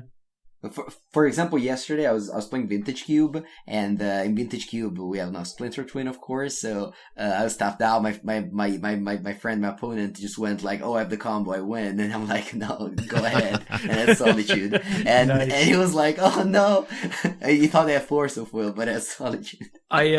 One of my pet decks for Modern is Soul Sisters, or like Proclamation, Rebirth, and stuff. Okay. It's just for me the ultimate grind deck. It just doesn't ever lose. It grinds and grinds and grinds. And when Solitude came out, obviously it's great in that deck because you just have all the Squadron Hawks you rebuy and stuff like that. And so I played against Tron, and I was like, oh no, sorry, it was like something with Emrakul, but I solituded 2 Emrakuls and then one with like Squadron Hawk beats and stuff. And it's like, oh, you never used to be able to do this. I just had to share that fun story. Okay, that sounds like it lasted like 2 years the entire match. Yeah, I think they timed out in game 2. And I was like, yes, this is the one I love. Oh, speaking of Emrakul, yeah. I recently made a Legacy video with Mono Green Post, and I've casted Emrakul 2 times in the same game. I think I saw that. Like they blocked with the Strix, right? Yeah, because like build the Strix somehow kills Emrakul, and you only lose 7 permanents, and then you just draw it again. Yeah, they just drew it again. It's sick. Very funny. Yeah, I've seen it in sideboards sometimes. I guess that's against Mill. Yeah. Oh yeah, that's true. That's true. Yeah, Mill is a very good deck in Modern. Like it's incredibly how good it is, and like I've played 3 leagues with Mill at this point, and I've done like so well. And the only losses always came from the opponents having deal Drazi. And just basically cheesing you because you can't mill them. Yeah, that's what's. I think Jeff Flynn does it in Legacy sometimes when he plays Esper. He sometimes had a random Emrakul in the sideboard, but I think that was for like show and tell decks to just like put it in randomly. No, and it was then actually for Hogak. He beat me in like a challenge top 8, and I tried to mill him out, and then I couldn't. Wow. And he had a Peacekeeper, and he was like, "Ha, I got you, GGs." Yeah, you know that happened to me as well in the video where. Round 2 I cast Emrakul twice. Round 1 I played against Hogak, and I didn't lose when they had the combo, and ended up winning with Glacial Chasm Lock or somehow I just decked them basically. Yeah. Oh, that's amazing, Christ. Yeah. That's great, dude. I almost want to just like stop the podcast and jump into Modern right now. But before we do that, somehow I always get the vibe. Right? Whenever we talk about decks, I just want to pick them up and play them. Yeah. I was just going to finally add on this like little bit about control is. Everything has kind of changed to Grixis Shadow now, but there is like a Grixis control deck, which I think plays like it has Luris as a very low curve and stuff, but it plays very like a control deck. And even the Death Shadow versions now, like you can have some pretty aggressive draws that feel like aggro basically. But in general, you're like playing a game with Drown in the Lock and discard spells and like incredibly interactive. So I think control players would enjoy those kind of decks as well. Yeah, if you're looking at the results, Grixis Shadow is by far the deck that has been putting up the best results. Consistently in the top 8 and winning very often. It's really hard to attack because it has I've mentioned often that in this format, Graveyard 8 is like, everyone uses the Graveyard. Like, if you look at the top decks, even Hammer Time somehow uses the Graveyard because it's a Lurrus decks. So you either have Lurrus, you either have Channeler, you either have, of course, like, you made your Graveyard, your combo deck. So, Radical Progenitus is really good, or, just Endurance is really good. But Shadow has the Death Shadow to, like, play around the Graveyard 8. So, you're, I don't know, you have Rest in Peace, for example. Joke's on you, I just, have a Death Shadow and attack you with that one. So that's why the deck is really hard to attack. Plus it plays Expressive Iteration, and if you play Legacy, you know how powerful that card is. Yeah, definitely. And sometimes you get randomly blown out when they have, like, Dress Down while attacking with the Death Shadow. That happened to me. Right. Oh, wow, it did? Yeah. Yeah, another cool trick you can do is you can play Dress Down at the end of your opponent's turn, and then you play Kroxa in your turn. Oh, which one is that? Kruxa? Kruxa is basically the Ura, but for Rakdos. Oh, that one. Yeah. I've seen that one. Is that played quite a lot in Modern, apparently? Yeah, it's very big. It's very much played in Shadow. And mostly that's it. But yeah, Grixis decks basically play that. There's also like a kind of black-red mid-range, which is like a Lurrus deck as well, which isn't like a top-tier deck right now, but it still puts up some results here and there as well. Yeah, I mean, you have the Izzet Murktide, the Rakdos Lurrus, and the Grixis Shadow, which are like almost all the same, basically. Because you seriously weren't joking when you said there's like 50 viable decks in Modern. No, really.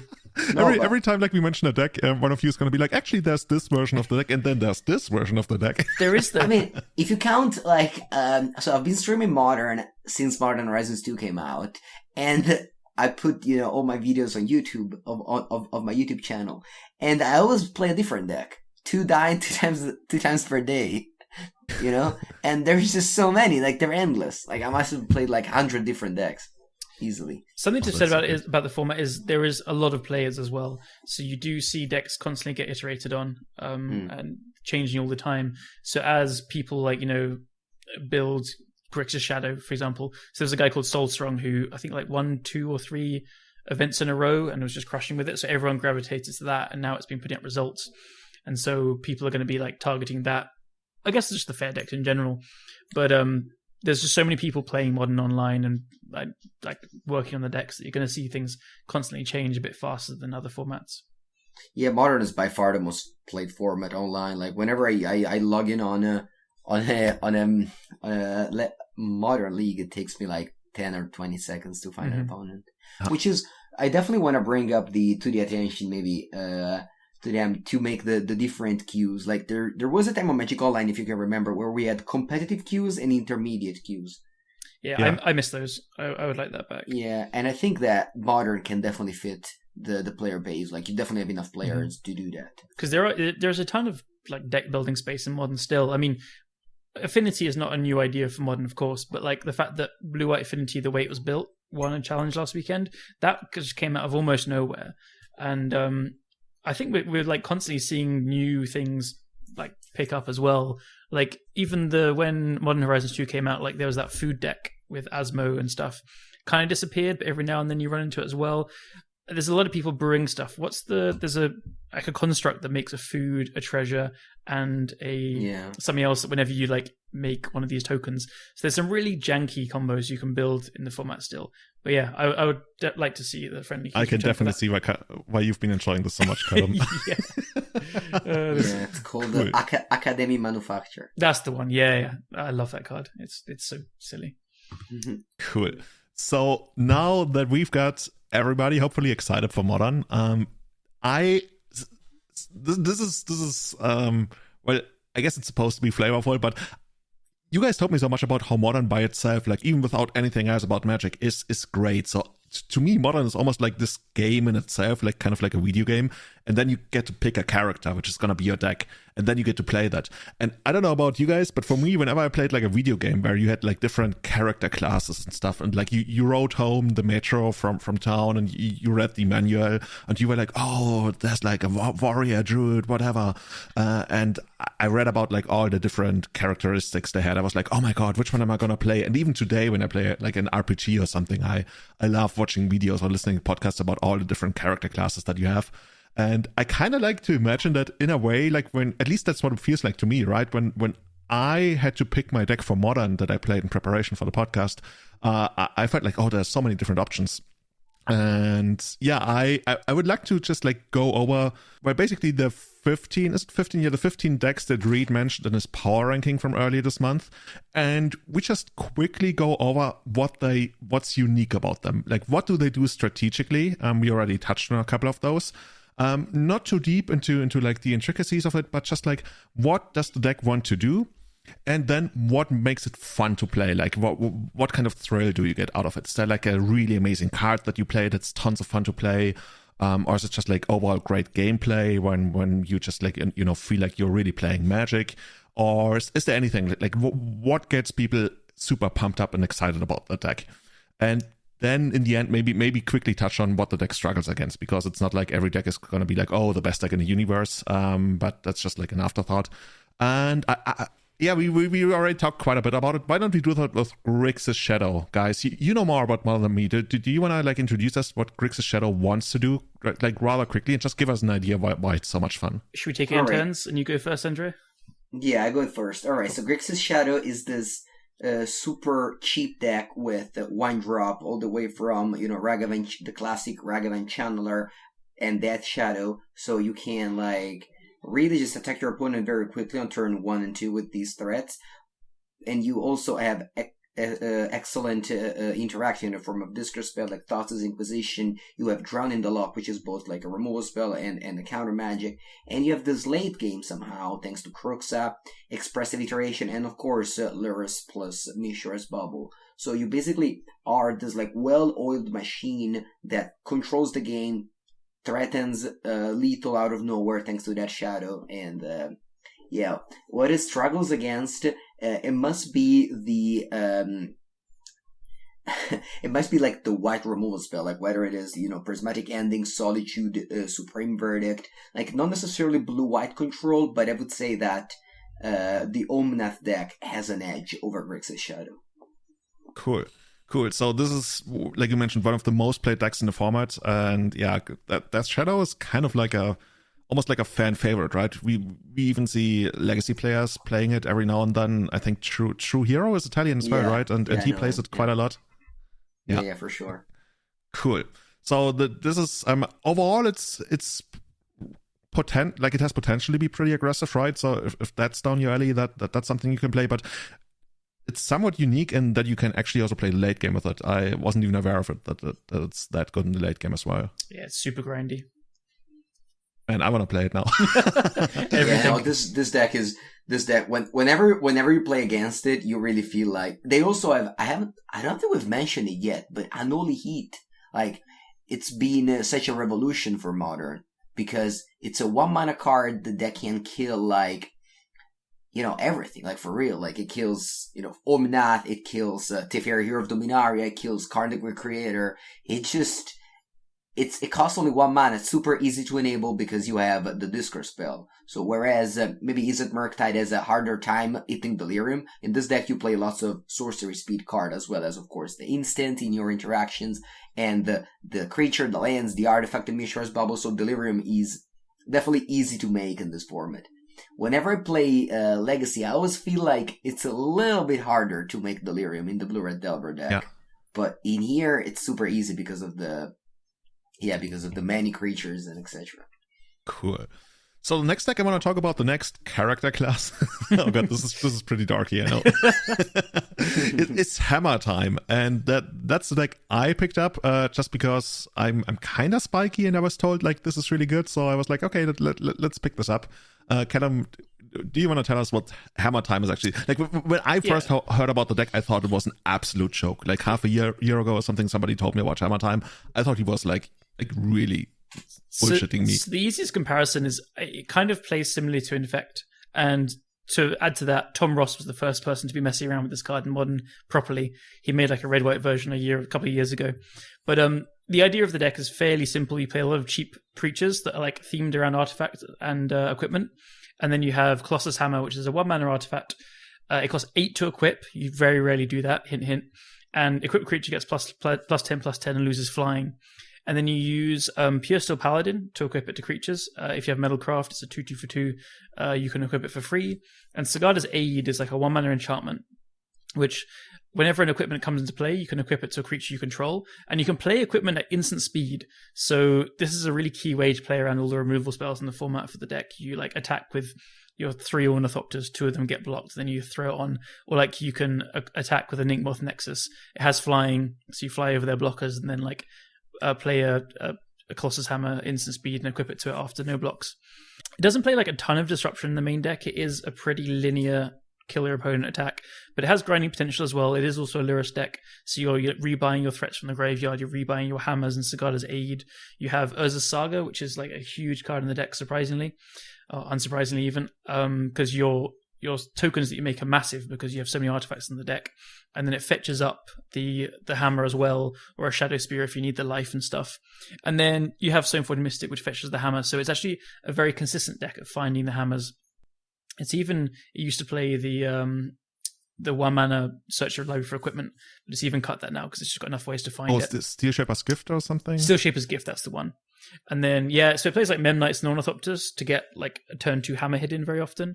It does struggle also with like probably the Omnath deck is fair to say. Like Fury is very good against the deck, especially Solitude, letting them to tap out at instant speed. And then Force of Vigor is obviously insane against this deck because you're playing a lot of very important to your plan artifacts and enchantments, so Sagada's Aid and the hammer, and then it can also kill the Urza Sagas and stuff as well. So it's a lot of the pitch spells are very powerful against it. And Chalice of the Void, as we mentioned from the control decks, if they're playing it, it can really shut you out. I think the worst matchup of Hammer Time is Living End, and one of the reasons why Living End is still like holding up is that Living End is this like, for those of you who don't know, Living End is a sorcery that you cascade into it, and he just wraps the board and reanimates the graveyard. So they have this like instant speed Wrath of God that also like works for their plan. Yeah, it's pretty brutal. You'll often see 2 or 3 of the mirror in the sideboard. I've forgotten the exact name, but it's like if a spell wasn't cast with mana, it gets countered. So it's good against the pitch cards and the cascade spells. Cool. Yeah, by the way, when I played this, I remember, I think, Callum, you told me this is capable of a turn 2 kill. And like I played my game, I think I get Cigarro's Aid first turn and like one of the 0-mana creatures. And I kept thinking, how does this deck kill on the second turn? And then I draw my card for the second turn, and it's the second hammer, and I was like, oh. Oh yeah, I'm good. It all makes sense now. Yeah, kind of. I don't think I've ever witnessed it though. It does, I've never seen it either. I've never done it, but Julian's just a natural. Yeah, but I think most of my leagues were like 3-2s. I might have had a 4-1, but it's mostly 3-2s. It's a deck. I didn't really know what was going on. Like you said, all of a sudden somebody like Force of Vigors me, and I was like, oh my god, where's that coming from? Yeah, Force of Vigor is so brutal because they also blow up your Urza Saga. Yeah, exactly. Yeah, with the ability on the stack sometimes, so you don't even float the mana. So brutal. It's a cool that basically the deck has been around for long enough now that people like absolutely have it on their radar at all times, and there is some very hard hate against it, but it still fights through it. Like it's testament to how strong the deck is. So yeah, for me, I always loved Infect, and I used to play that almost solely years ago. So this is like a kind of the next level of that. Cool. So moving on to the next one on our list, and that's, well, it's called Omnath Blink here. I'm not even sure what it's properly called. Everybody just like calls it Omnath. And when I looked at this deck, this looked like a commander deck to me. Like Yorion is your commander, and then you play a bunch of different cards. Like, holy shit. Andrea, what is this deck actually looking to do? So people used to call it like 4-color, but I think it's more elegant to say Omnath because Omnath is 4-color. So that's the 4-color. Oh, that's smart. Yeah. And the Blink, it's because, well, you play the Blink companion, Yorion, but you also play Ephemerate. And what you do in this deck is that you have Ephemerate and you have also Eternal Witness. So you have the possibility of just creating an endless streak of card advantage in which you return a spell every turn, because your Eternal Witness, you ephemerate the Witness, get back a spell, and then in the upkeep, you ephemerate again Eternal Witness and bring back Ephemerate to continue the chain. Oh, you know what? That reminds me of that deck that Shota used to play like many years ago. Yeah, Eternal Command, I think. Exactly. Yeah. And in this deck, you can also play one-time Warp to go infinite turn with this with this combination. But other than this like cute little thing, it's you use Ephemerate mostly to blink the Solitude, because you can cast Solitude, pitching a white card and blinking it with ability on the stack, so you exile like 2 cards plus 1 next in the upkeep. So that's definitely like this deck can be capable of very broken stuff, together with Omnath fetch land being like 9 mana. You can cast your Eorian super easily, and you draw lots of cards because you have Spreading Season, you have Ice Quattle, and all the sort of like cantrip things. And then you control the game. You control the game with Lightning Bolt, Prismatic Ending, Teferi, Wrenn, and 6. I'm just basically mentioning the best cards in Modern. Yeah, that's what it looks like. Yeah, that happens to be in these colors. And the deck is super good. It's also super slow. So the mirror match of this deck often go to time on Magic Online. And it's a really good deck. It does well often on the challenges, and really that's also an Eladamri's Call. Is that common? Like I see it in the list here. Yeah, I would say it's common. Yeah, Eladamri's Call is common because what it does is it gives you consistency in always having Omnath, but it also gives you, well, whatever you need. Like if you have a Melee Mage in the sideboard, you can pick it up. If you have a Collector Oof, you can pick it up. If you have, whatever you need, and as well as giving you consistency finding Solitude, Fury, or Omnath. Oh yeah, so you can basically for 2 mana you can also like grab your pitch creatures, man, and cast it for free. Usually I'm not a fan of 4-color, but like if the mana works on this one, and I guess it does, that sounds pretty exciting. One thing we didn't mention is that thanks to the companion, you so often get to make this play in which you return your companion on turn 3, whether it is Kahira in Uvu control, or this Omnath deck or sometimes plays Kahira if it doesn't want to play Eorian. So you return Eorian or you return Kahira, and you pitch it immediately to the Solitude. So you basically just kind of like cheat. The Solitude doesn't cost 0 or 5, but it costs 3 because that's your companion. That's something people did in Ad Nauseam Tendrils, like in Legacy, for a very short moment, but it never really caught on for Force of Vigor in the sideboard.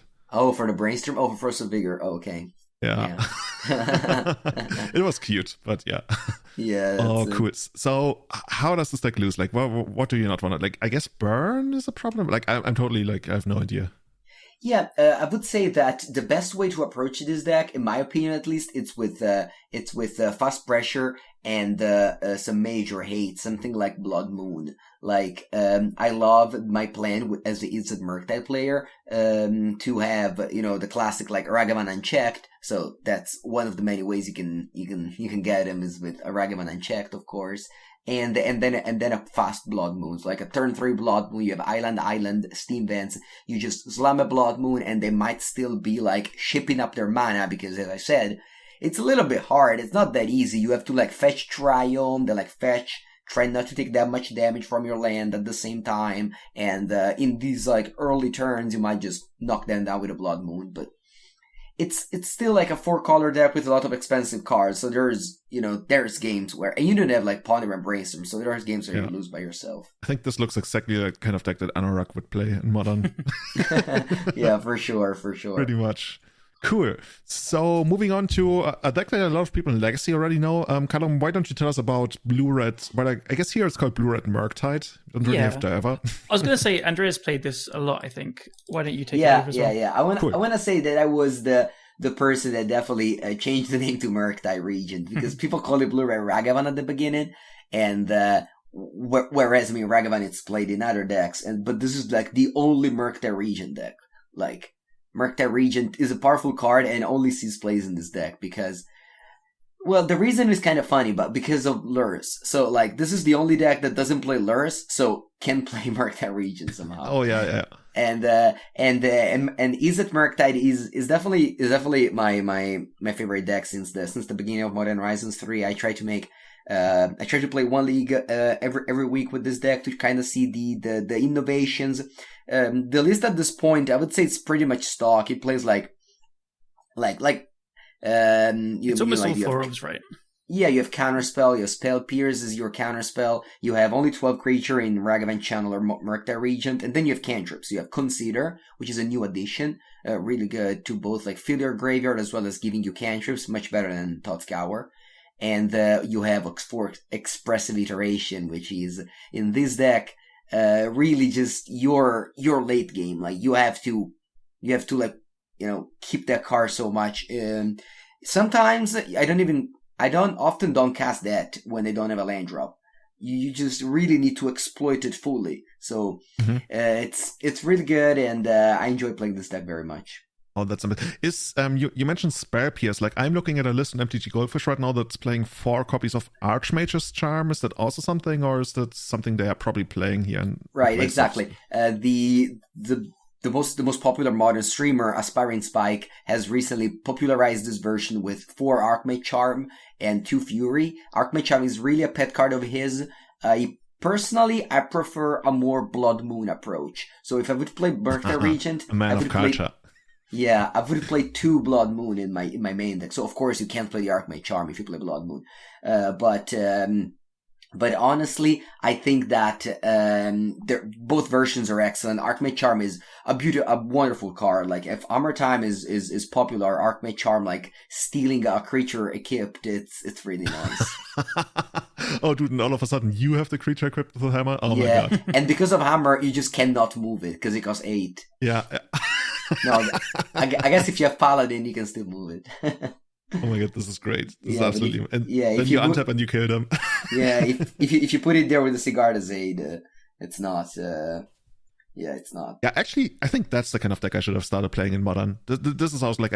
people know me for like Maverick and Elves, but I really, really love this kind of decks. This decks that like punish opponents when they struggle, like when anything goes wrong in their game plan, you come in and you execute your game plan, and I love it. Let's make it worse. Mr. Landrop, oh dear, buddy. Yeah, oh dear, Ragavan is going to come for you. Exile your land, and then you're going to draw a 10-drop. Cool. Yeah, one thing with Ragavan in this format, though, is that you don't have the guarantee, like Ponder, Preordain, Brainstorm, that you have in Legacy. So in Legacy, so often, you just hit with Ragavan, and most of the time you're going to get a card out of it. But in this format, like, for example, if you play against Omnath Blink... you're gonna find like a removal spell, or a 5-drop. So it's not like, or if you play against, I don't know, Hammer Time, you find a Memnite. Sure, you can cast that, but it's not gonna be as good as always going up on cards. Or you get like a Living End or something. Yeah, like that's the main thing. That's the main difference of Ragavan in Modern versus Ragavan in Legacy. Mm-hmm. Cool.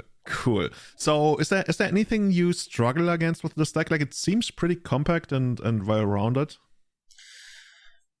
Well, I would say that it's definitely a good deck. But I would say that Izzet Murktide weakness is probably decks that pack up many removal spell or just interaction. Because at the end of the day, you're only a 12 threats deck. With the 4 Ragavan and 4 Channeler and 4 Murktide Regent, that sometimes your opponent can just kill your things and then just they buy time while you're over there, just like, drawing your permissions on your cantrip. So I think that Omnath Blink once again has an edge over this matchup, and really just like Omnath Blink just keeps all these fair blue decks in check with the excellent early game, excellent late game, and just a very, very, very good deck on that link. Cool. In speaking of a deck that, well, it's also a weird one to me, like that this is apparently a thing. And Callum, apparently it's called Rock Rhino Cascade. And when I opened the list, I was like, dude, people have been trying this in Legacy and it was not good. Apparently it's a thing in Modern now? It is very good in Modern, though, because like it is just a bit of a slower format. Like, you're not having to play around the days and stuff, and you're not getting Wasteland and things. So it's the deck. The aim of the deck is to play Cascade spells, like we mentioned in the podcast earlier, with Violent Outburst and Shardization, and then you don't have anything that costs less than 3 mana in the deck. so you cascade into crashing footfalls every single time. It kind of cheats in this aspect by playing either pitch spells or like split cards. So you have Fire Ice, which with some recent rules updates costs 4 mana if you cascade into it, so you can't. And then Dead Gone is also like a deal 2 damage to a creature or bounce a creature for 3 mana. So you have interaction there, and then you play Brazen Borrower and Bone Crusher Giant, which are the adventure creatures. So they have interaction on 2 mana as well. And then you have Furies and Endurance, Force of Negation, and then there's a few like 3 mana cards that are good. They play Prismari Command sometimes and things like that. So it's the kind of deck where like it used to play Simian Spirit Guide, and it used to sometimes just like make some rhinos on turn 1. It was a lot stronger then, obviously, because like you were doing things faster. But now you do have a pretty consistent plan of 8 Cascaders in your 3-color deck and stuff, and you do play Blood Moon as a reward for like just sticking to 3 colors and stuff. And the interaction is now just very good with the pitch cards.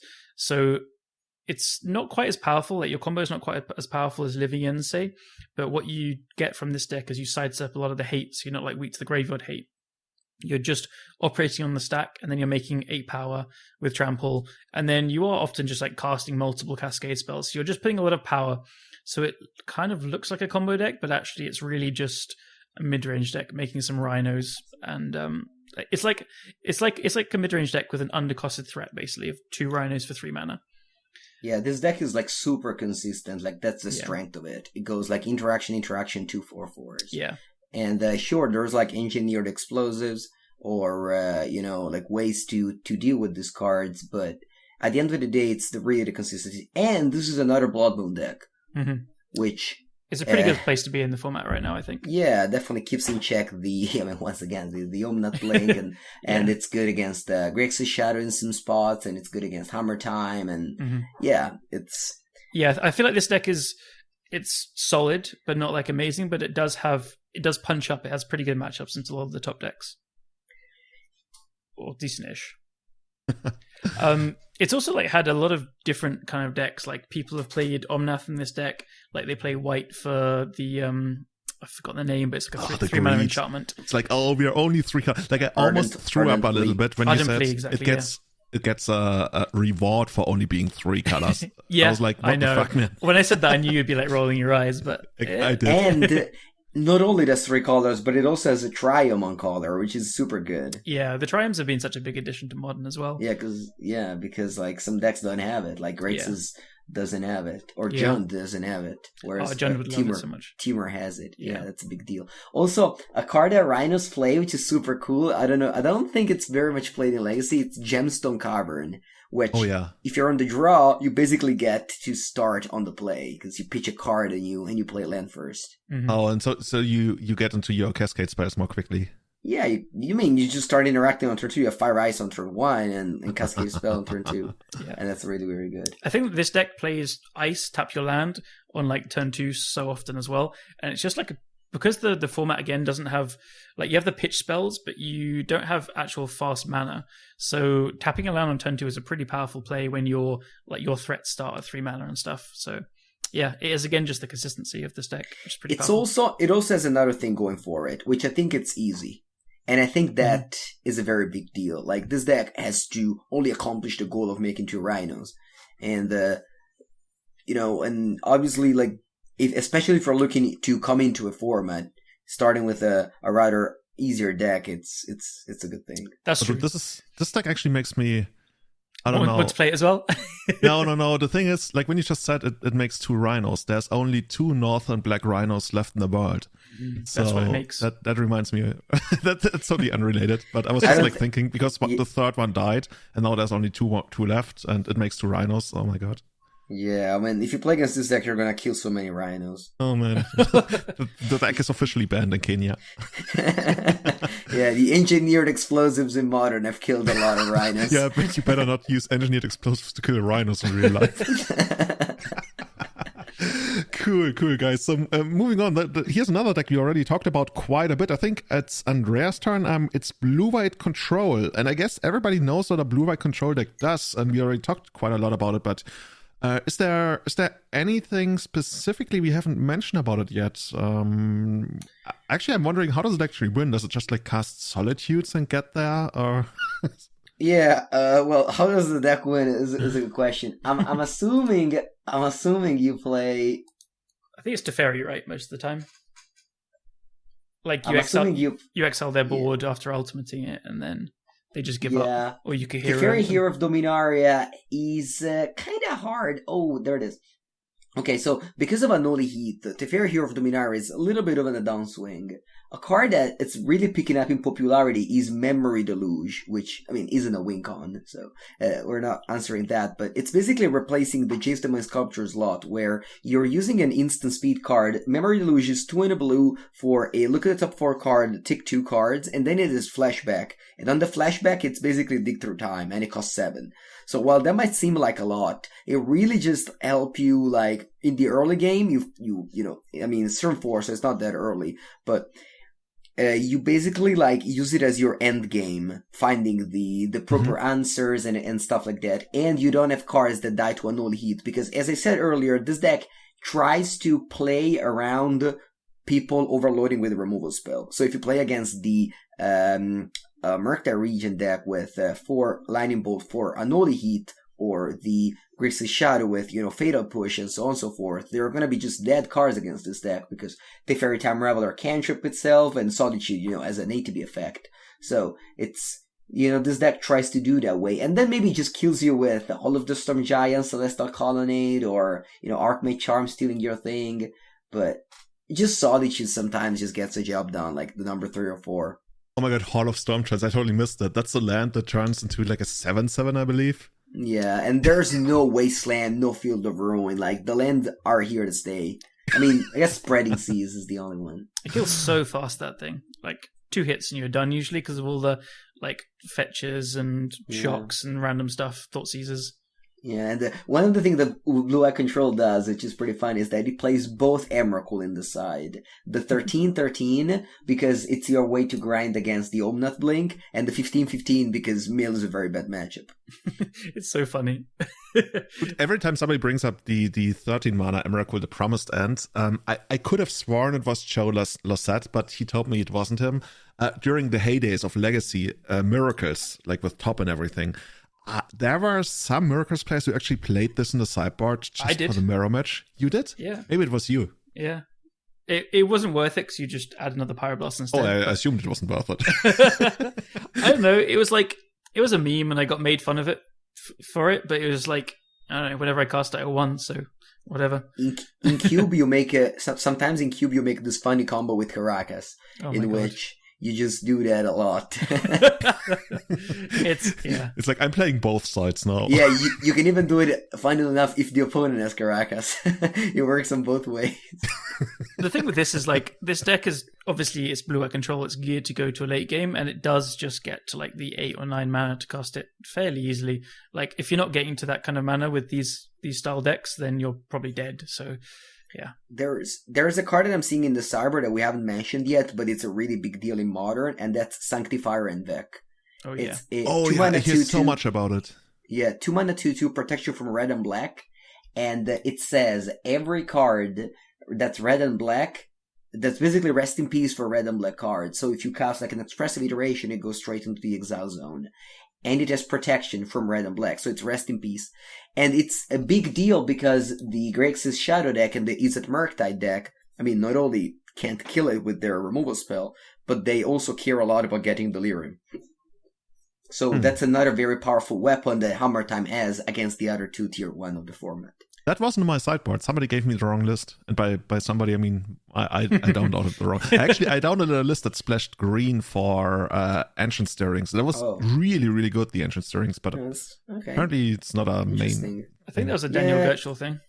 Yeah, it's not very common. But I mean, again...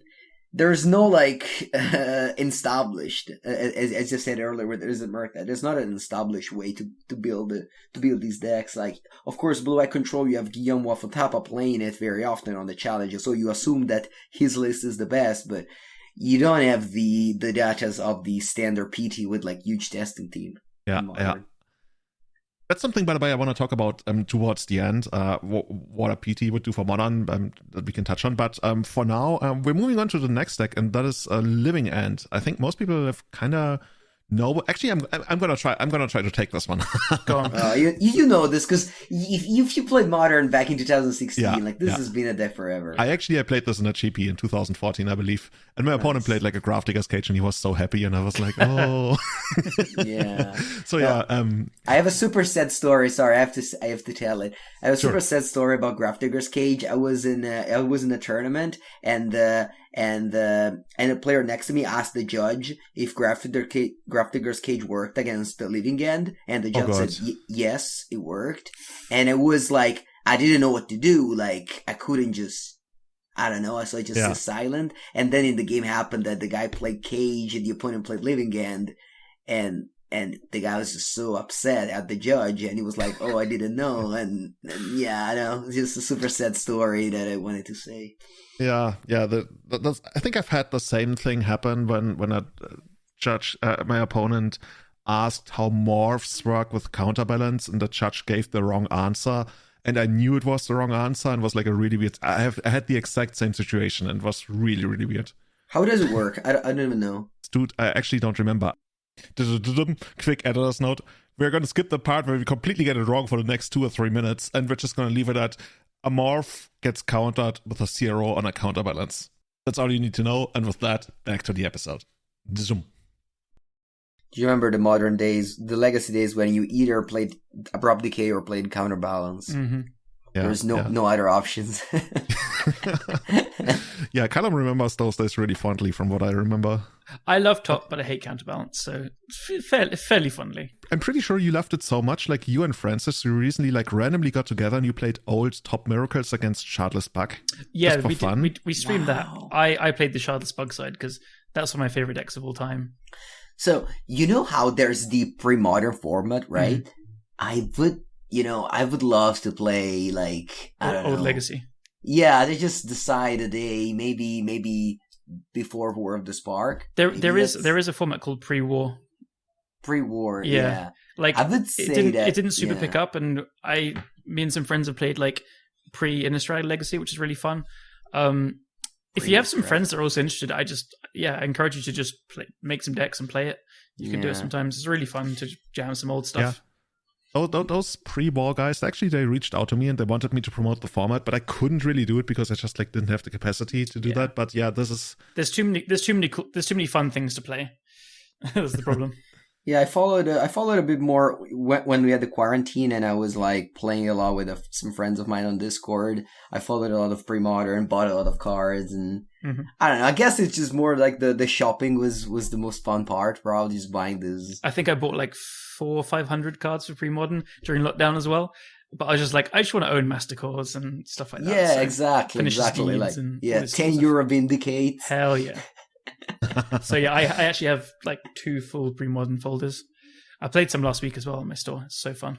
Oh nice. Man. Yeah. Dude, it's gonna be so crazy once like proper paper Magic comes back again and people can just like play for fun, and that's great. It's gonna be great. Yeah.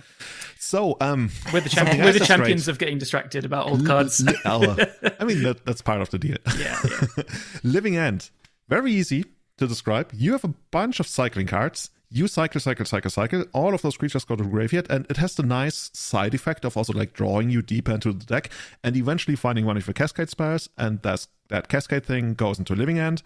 Living End, most importantly, first moves the creatures from the graveyard to exile, then basically kills all the creatures in play, and then the creatures from exile come into play. So you do exchange the creatures between graveyard and battlefield, but there's a step in between, and that's why Graph Digger's Cage doesn't work against it. And from what I see here, something that I would have loved to have when I played Living End is Grief. So Grief not only goes to the graveyard as well and comes back afterwards, it also gives you more protection for the Living End, right? You can take out any of those counter spells. Like previously, I tried to be really tricky when I played this deck, and I guess not only me, but everybody who did it. I thought it was really smart. Later I learned everybody did it. Like when your opponent, when they cracked their fetch land at your end of turn, right? as you often do in Modern. I was like, oh, respawns, I'm going to cast my Violent Outburst, and then they were tapped out and they couldn't cast their Remand or Counterspell back then. And I thought it was so smart, but I guess nowadays you just like cast Grief and take it away anyway. Yeah.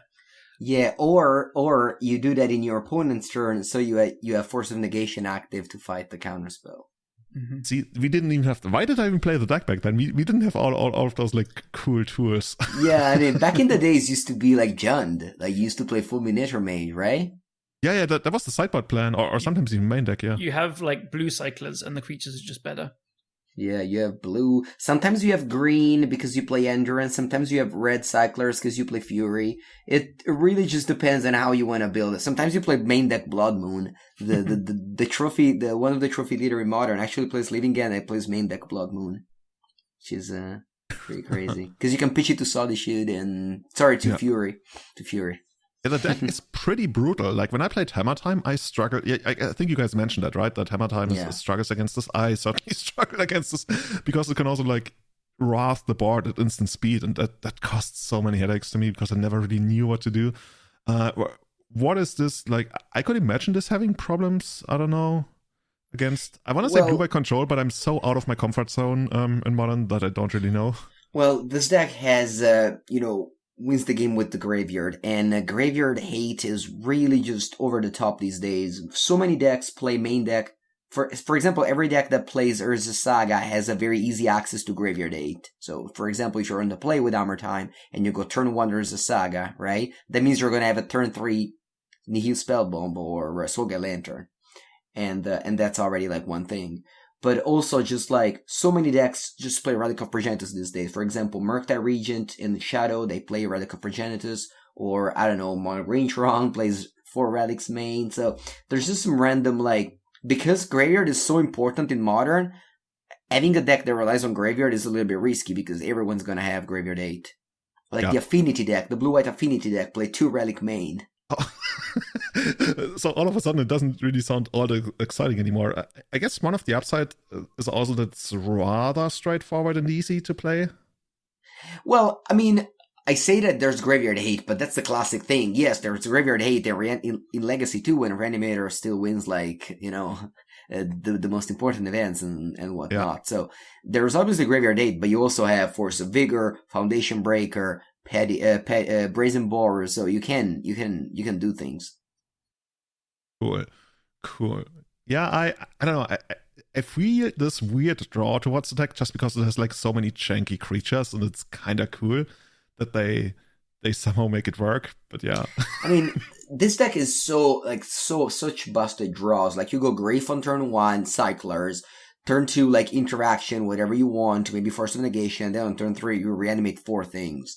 And your opponent just wait, like, how do you do that, So it's really just one of the, like, until the matchup that we analyzed so far, this is the most unfair decks by far. Okay. Yeah, you're very often, like, putting a ton of power into play, like, as interacting. Then you have the ones that look at the top 3 cards of your opponent's deck as well, and so you're like just not giving them answers. The Artifact Cycler, Architect Software, exactly, yeah. So it's definitely like, Rhinos is much more of like just a consistent mid-rangey weird deck, but this is definitely like a combo style deck.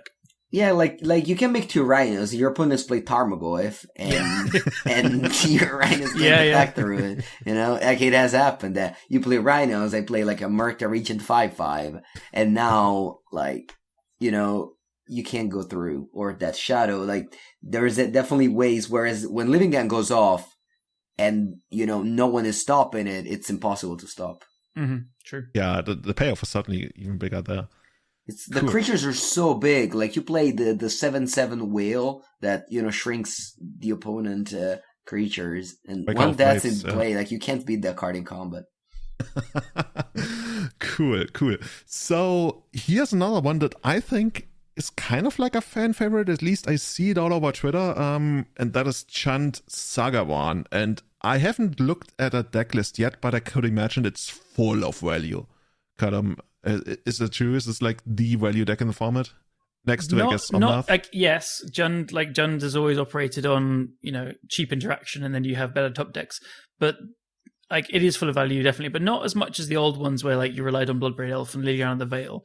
So this is very much a Lurrus deck now, and Ragavan was like a huge addition because it's like obviously a cheap threat and it's very good with backed up by removal, and you play all the discard spells, so you have like 4 Inquisition is pretty stock, and then 2 or 3 Thoughtseize, then you have like tons of removal spells, you have Lightning Bolts, Fatal Pushes, Kolaghan's Commands are especially good these days because Hammer Time is obviously full of artifacts and stuff. But then the biggest engine for the deck is Ren 6 and Urza Saga, obviously. So Urza Saga is a card that Jund just loves as a general thing. Like, you know, it makes mana to cast your Tarmogoyf on turn 2, and then it just like pumps out some things. And usually they play like a Solgai Lantern, a Shadow Spear. A Shadow Spear is especially good with the tokens and Tarmogoyfs, and then a Pirate Spellbomb. And then you pop it off, and then you just go and Ren 6 it back, and then do it again. And a pretty new innovation for the deck is they play 4 Elvish Reclaimer, just because they realize like Urza Saga is just the best engine for this deck. So it's very focused on Urza Saga, and it plays very like classic Jund, really. Like you just interact, and then you bury your opponent slowly with eking out value with each little bit and piece. There's not. So is this the kind of deck that you recommend for somebody who just wants to quote unquote play Magic? Yeah, definitely. Like you're not doing anything unfair. You do just have game against everything, I guess. You need to build your sideboard right. But it's very, very classic Jund. But we don't do... I was going to say we don't do that manland thing anymore, but I mean, yeah, okay, we have 4 copies of Force of Saga. Kind of yeah, definitely. It's like a double manland. Yeah. The best creature land ever. Yeah. And also Urza Saga is great in this deck because you pick up some important tool like the Pirate Spellbomb, which is really important against Hammer Time. If Pirate Spellbomb is around, Hammer Time is definitely a harder time to, operate, or you get Nihil Spellbomb against the Lurrus decks, or the Living End, as I said, or you play Shadow Spear, which is super important to win races on your Tarmogoyf and so on and so forth. And you even have like the Chalice of the Void in the sideboard, and that's so cute, right? You get it to put it like straight into play, and it's a 0, and apparently that's what you want to be doing in Modern. No, you can't do that. Oh no, you can't. You can't because it's XX. I thought it worked because like I saw it as a 1-off in the sideboard, so I was like, oh, obviously it's for Saga. But yeah, oh no, you of got course tricked. You can't do that. You got bamboozled. Yeah, it's just like the random 1-off done. the Spellbomb is also a really, really, really key answer to that stupid Sanctifier in Vec. Yeah, exactly. Yeah, Pirate Spellbomb. Sanctifier in Vec has some ways you can get around it. It's with Engineered Explosives, Pirate Spellbomb, or Dress Down. Dress Down is just your catch-all answer. Yeah, that's not a really good card in Modern. Yeah, and Dress Down is so good against this deck, so good against the Jund deck, because it not only kills the token, it makes Tarmogoyf a 0/1, so it just dies in combat.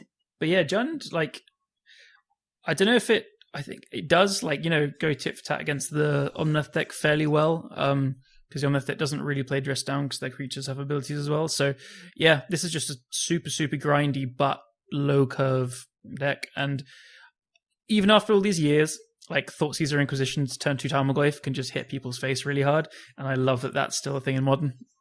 Yeah, cool. Next deck coming up, the deck that somehow just can't die in Modern. Apparently, that's Amulet Titan.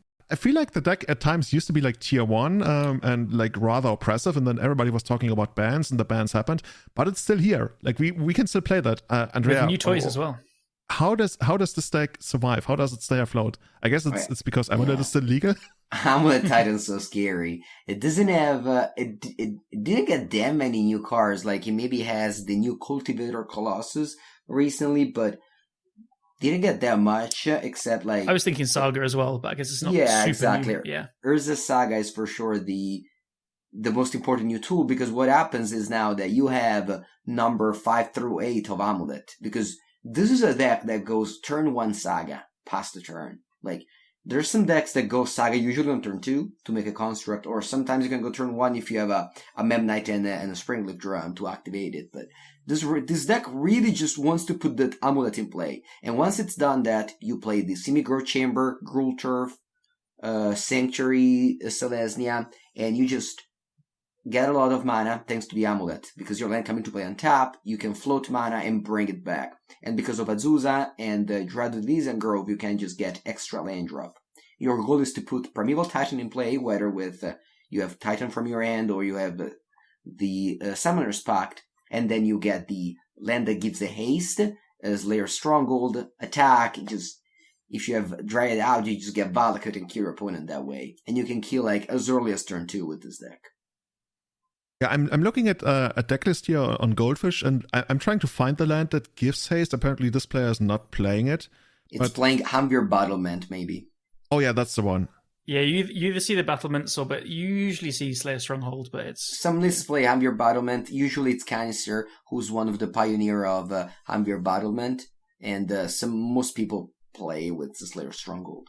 Apparently this one also has like 3 copies of Valakut. I guess that goes well with the Dryad of Elysian Groove. Yeah, because sometimes you just naturally have Dryad and naturally just play Valakut, and that's your B plan. Before Dryad, you'd usually be having to be like comboing with Titan. So like the usual kind of play pattern would be play a Titan, try and give it haste that turn, and then you would very rarely be able to kill the same turn because they'd have some blockers or something. So you'd have to math out the whole turn, but very often you would end up with like 2 Titans in play. You would have attacked for 8, and then you would have a Pact of Negation in hand, which you like tutored for with Tolaria West. But now you just have so many ways to kill with Valakut and Dryad. You very often just kill them. Yeah, exactly. So the deck doesn't completely roll over and die when you kill the Amulet, because you also have like the option to do the Valakut and the Urza Saga thing, I guess. But yeah. Yeah, you have Urza Saga as well, so you can also take that route. Like as a Merc type player, I've definitely like grind through all the Titans, because by the way, Unholy Heath kills a Primeval Titan. Yeah, it does. So, such an important card apparently. Yeah, so like Unholy Heath as a like a Grizzly Shadow player or Merc type player, we can just kill Titan. You got the ATB and etc. So you just get like Urza Saga and you start making token that way. So that's pretty cool that Amulet Titan has that angle of attack. Yeah, it's a trait you'll see in a lot of modern decks where you are like trying to piece together a kind of combo-esque kind of finish, but as a backup, you are just playing creatures that turn sideways. So yeah, you're playing 6 mana 6/6 tramples. So if they blood moon you and stuff, you do manage to sometimes find 2 forests or whatever, and then you play a Dryad and you have your colors and you attack them with your big creatures. It doesn't always work because like if they've got blood moon in play, they're probably doing other things, but it is still a good plan B. So there's a ton of decks left. I think we won't really be able to cover all of them, right? I think on my list I still have like Bring to Light, Mill, which Andrea already mentioned is like a competitive deck in the format. Heliod Ballista, that's another like creature-based combo deck. Charbelcher, which apparently gets to stack his entire deck, which is still ridiculous to me. Yeah. Like, I've never seen that doing in paper, but I'm sure it's like it's gonna be so hard to handle. There's also like an Urza deck mentioned. Apparently that's the thing. Underworld Breach. Just like very quickly, how does Underworld Breach kill? I looked at the list and it looked like 2 weeks ago I streamed and got a trophy with a Blue-Red Underworld Breach. And basically you have a combo with Grinding Station, Underworld Breach, and a 0 card like a Mishra's Bubble. And you get to mill your whole deck. Because every artifact you bring in, you mill for 3 with the Grinding Station. And then you use these 3 cards to replay the 0 drop and untap the Grinding Station to continue doing that. And then you eventually, I think the Grinding Station deals like 1 damage when you, or how do you kill? You kill them with Thassa's Oracle, yeah. Oh yeah, so okay. You have, you have Mox, easier. Yeah, you have Mox Amber. So every time you bring the Mox Amber back, you float a mana because you have a Ember in play. So you can just do that and kill your opponent really very early. Like you can kill them on turn 3 if you have a Mox Amber and Emery already. In this vein, as I know we're trying to skip through some of the last decks, but there is also a Lotus Field deck which uses Underworld Breach to kill, which for any of the people that like Storm, this is probably where you might want to look. Bryant Cook does a bunch of content on it as well on his website, so check that out. But you use Twiddle to untap your Lotus Field, and then... Is that how it's pronounced? Everybody in Germany calls it Twiddle, but obviously you're the native speaker. It is definitely Twiddle. Okay, see, Germany, you got it all wrong. Yeah, I knew it was Twiddle Storm, right? Yeah, Twiddle exactly. Storm. So I love this deck as well. It's all like spell based. It is again another Lurrus deck, but you're using like Wishclaw Talisman as well. And then the combo is you have Wish, so you can like get all the combo pieces together pretty consistently actually. And then you use for For example, I've never heard of this deck before. Oh, really? Okay, yeah. Like, I knew Twiddle Storm, but I never heard this new iteration with Wish and Lurrus. Yeah, I think Bryant, like you mentioned, right? Didn't he even like win a challenge with it or something? Don't think he won one. His marketing got me. It always looked his thumbnails on the videos always look like he's winning. Big flashy. It's very well done. It's like, 2-drop, sorry, next video. But the combo, it took me two games to work out the combo. Like me getting the combo pieces together and then not being able to work out and losing. And then the combo is you Tome Scour yourself to mill 5 cards. And then you Tome Scour again. And then you Twiddle to untap the Lotus Field to make 3 more blue mana. Then you mill your whole deck. And then you, cast Wish for Thassa's Oracle usually. Or Grape Shot is the most common one, actually. Yeah, this used to be the way that Pioneer combo did. Mm-hmm. And Pioneer now breaches banned. But this used to be the way that you did it in Pioneer. Super cool. Cool. And again, like, this deck is 5-0's leagues. It probably does okay in challenges. Like, it's actually insane how much is playable in Modern. And speaking of that, that's actually the one thing before we close it out tonight. One thing I'm wondering, like, Modern is so popular. There's so many playable decks. I mean, we know stuff takes time, and Wizards is not going to be like, okay, tomorrow there's going to be a big tournament. And I think, if anything, it's probably going to be a third-party big tournament. But Modern seems prime for, like, somebody come in and be like, hey, we're going to have this, well, not a Pro Tour, but a Pro Tour-esque big tournament. It's probably going to be online, at least for now. And I was wondering, Andrea, if you knew you had a big important Modern tournament coming up, and you were trying to actually work on a format, like, what would be the tier 1 decks that you would, I mean, I don't know what your actual process for, like, testing process for a Pro Tour is like, but what would be like the gauntlet? Like, what would be the top decks that you would focus on to try and, well, maybe not break the format, but win the tournament? Well, so while we don't have the Pro Tour or anything like that right now, we do have the Magic Online Showcase qualifier this weekend on Sunday at 4 p.m. I will probably be playing the Modern Showcase qualifier. So you don't want to reveal what you're gonna? Well, I guess you already know it's gonna be Blue-Red Delver. No, I think I'll be streaming it, so it's okay. It's okay. I'll be playing Blue-Red Murktide, and while that deck is maybe a little bit behind Grixis Shadow, just because you don't have the you just don't play. I think you don't play as well around. Like the Death Shadow deck, just having access to Discard Spell, and it's really just a little bit more like in this moment. I think Discard Spell are really good in the metagame with, just Home Nat, Armor Time, just Lurrus decks, really just weak to it. So I would say that my love is still towards the Blue-Red Murktide with Blood Moon main. But for a PT, maybe I would definitely try and pilot way more of Grixis Shadow, because I haven't really played that deck very much, just like 1 or 2 leagues. But, Grixis Shadow is definitely where I think I can put my most of my skill. And while like Omnath Blink and Armor Time are also excellent decks, I think that Grixis Shadow is the best deck in Modern. Cool. So you'd be looking at Grixis Shadow, Blue-Red Murktide, Hammer Time. You mentioned Omnath Blink. And is that like somewhat established as the top decks in the format right now? Is Blue-White Control up there as well, or is it a bit of a drop-off? I would say that if you have to say the tier 1, yeah, this is the Shadow, Hammer Time, Omnath Blink. And, for personal preferences, I would also put Murktide up there, but I think that, yeah, it's a little bit behind these 3 decks.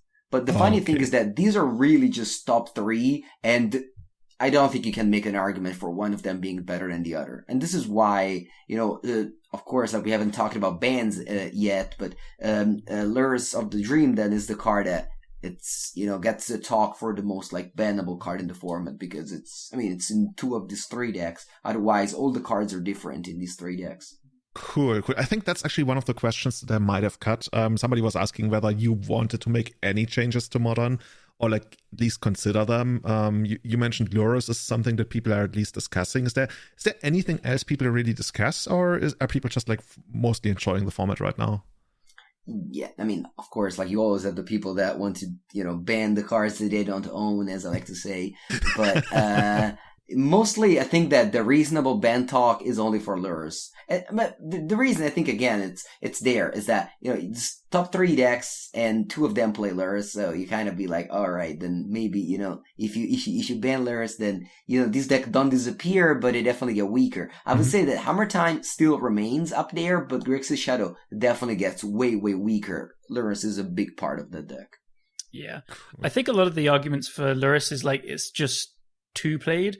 It's not that it's like even oppressively good, it's just the play patterns. I think people that play Modern a lot are getting a bit bored of, or it's a bit too repetitive potentially, but I'm not sure I agree with that, but I don't play it as much. For example, today I played a league, I was playing a blue-black control with Lurrus as a companion, and I played like a full league and I played against 4 Lurrus, and there were all 4 different decks, and that was like, honestly, I don't mind that type of thing. Also, in order for me to require a ban, like, I'm not a person that calls for ban very, very often. Like, and if a format is very much enjoyable right now, and clearly so many people enjoy it, making changes to it might be negative. The thing is that I think Modern would get a lot worse without Lurrus. It would turn it. It's hard to say, actually. I take that back, but it would turn it completely on its head. Like, half the decks would have to reinvent themselves and stuff. It'd be weird. Like, Lurrus obviously limits the deck building, which is, like, not very fun, but at the same time, it gives you a reward for playing cheap cards, which I think makes the format more fun. Yeah, it's cool. Like, Hammer Time, when Murktide was played a bit more than it is currently, they cut Lurrus for, like, Sword of Fire and Ice and stuff. And, like, there are interesting deck building decisions in those kind of senses. Yeah, for sure. But, overall, basically, like, when I have a format that I like, making changes to it, like whether it is banning or even unbanning. So many people love to, the unban talk is also a big deal in Modern because the ban list is just so old. You have these cards like, I don't know, Green Sun Zenith, and then there's cards that are there for a long time, and Glimpse of Nature, as you mentioned in the beginning. Maybe that's like a safe unban, but at the same time, like, do you really want to? Like, what if Yeah. breaks the format, so. Oh, cool, guys, dude. I can't tell you what I want to do in Modern right now. Like, now that you've told me that these decks are really good, like, I'm still spiky, right? I kind of wanted to play, like, maybe even Blue-White Control. I don't know. There's something about it that I like. But we will see. We will see. I will pick something. Well, like, today guide was very spiky. Like, we talked about the best decks. We talked about, like, the best thing to do. So, if you... if you're more of a, like, I want to go to my F&M and play, I don't know, Esper Reanimator or whatever you want to do, it's still a very viable thing to do. So when I talked about, having an answer to Ragavan, always with the idea that you want to win the tournament in mind, which is not an idea that every Modern player has, or every Legacy, just every Magic player in general. Yeah, I would, if this is some like Legacy players out there, this has piqued your interest and like sounds fun, I'd recommend just going to MTG Goldfish and going to the Modern page and just scrolling through, because honestly everything is pretty decent. And like as we said, my pet decks are Martyr Proc, and I love Dredge as well, which is not particularly great, but like you can totally play these things and just have fun in leagues. Like, you don't need to be playing these top decks in the slightest. Well, Dredge is definitely back with Otherworldly Gaze. I don't know if you know. Oh yeah, I haven't watched that. Yeah, Dredge is an amazing matchup against Shadow and Murktide. True. Like, whenever I play a league with Dredge, sometimes it happens, I always crush like the tier 1 and just lose badly to or there's a Saga decks and so on and so forth. And one last question regarding the metagame, just because it's been part of Modern for so long, is Tron just like completely gone? Does nobody play Tron anymore? Actually, like this week I trophied with Tron on stream. Oh my god, this is the perfect ending. Like, we've been talking for 2 hours about how you can play anything, and then you tell me, okay, this deck that apparently nobody plays anymore. Oh, I just 5 out with it, easy. No, it wasn't easy. I mean, obviously I got super lucky. Nobody played a Ragavan against me, and Ragavan is just such a disaster because not only is just a mana return, it also like casts your Sphere and Star, and so it's just, and I mean all the things honestly combined, but Tron still does Tron things, and Verm Convention on turn 3 is pretty unbeatable for all these like fair decks at top of the format. Cool. I think at this point, guys, we're gonna close it out. We have 5 I think more very, very quick questions. You have so many fans. These are the main questions. You have so many fans on our Discord, so they wanted to know. The very first one, the initial question was, what is more important, winning or playing a deck you enjoy? And I kind of responded to that, well, I guess that depends on the tournament, so we kind of rephrased it. Have you ever consciously chosen not the best deck for an important tournament just because you didn't like it? Well, all I can think of is Worlds 2020, which, I mean, I didn't know it would have been the last, the last event. Yeah. But I played mono red, which is definitely not a thing I'm famous for, but I still chose to play mono red because I think it was the best choice. So I would say that it really depended on my moment of my career. I would say that towards the end of the 2019, 2020, where I was very, very try hard, I would say that no, I always played the best deck. But there have certainly been GPs where I chose, like, I don't know, humans in Modern, for example, just because I like that deck and I didn't want to just learn the best deck. I like humans. Cool. So next question: does pineapple belong on a pizza? No. So next one: what is your favorite card you own? That's pretty cool. What's my favorite card I own? Yeah. Khan the 7 mana one. Can't remember his name now. Liberation? That one, yeah. No. Alright, I'm gonna go with most expensive one. It must be the Beta Black Lotus. Oh, you have a Beta Black Lotus? Is it in the cube or? No, it's not in the cube. No. It's not even in my house. It's at the bank. Like, I have a safe at the bank where I put the... Oh, didn't you actually post that video where your father had to break it out of the container where it was? Yeah, my father opened a Mox Sapphire Beta on a case. Yeah. I love it. With like all the kitchen tool. Mengucci cuisine.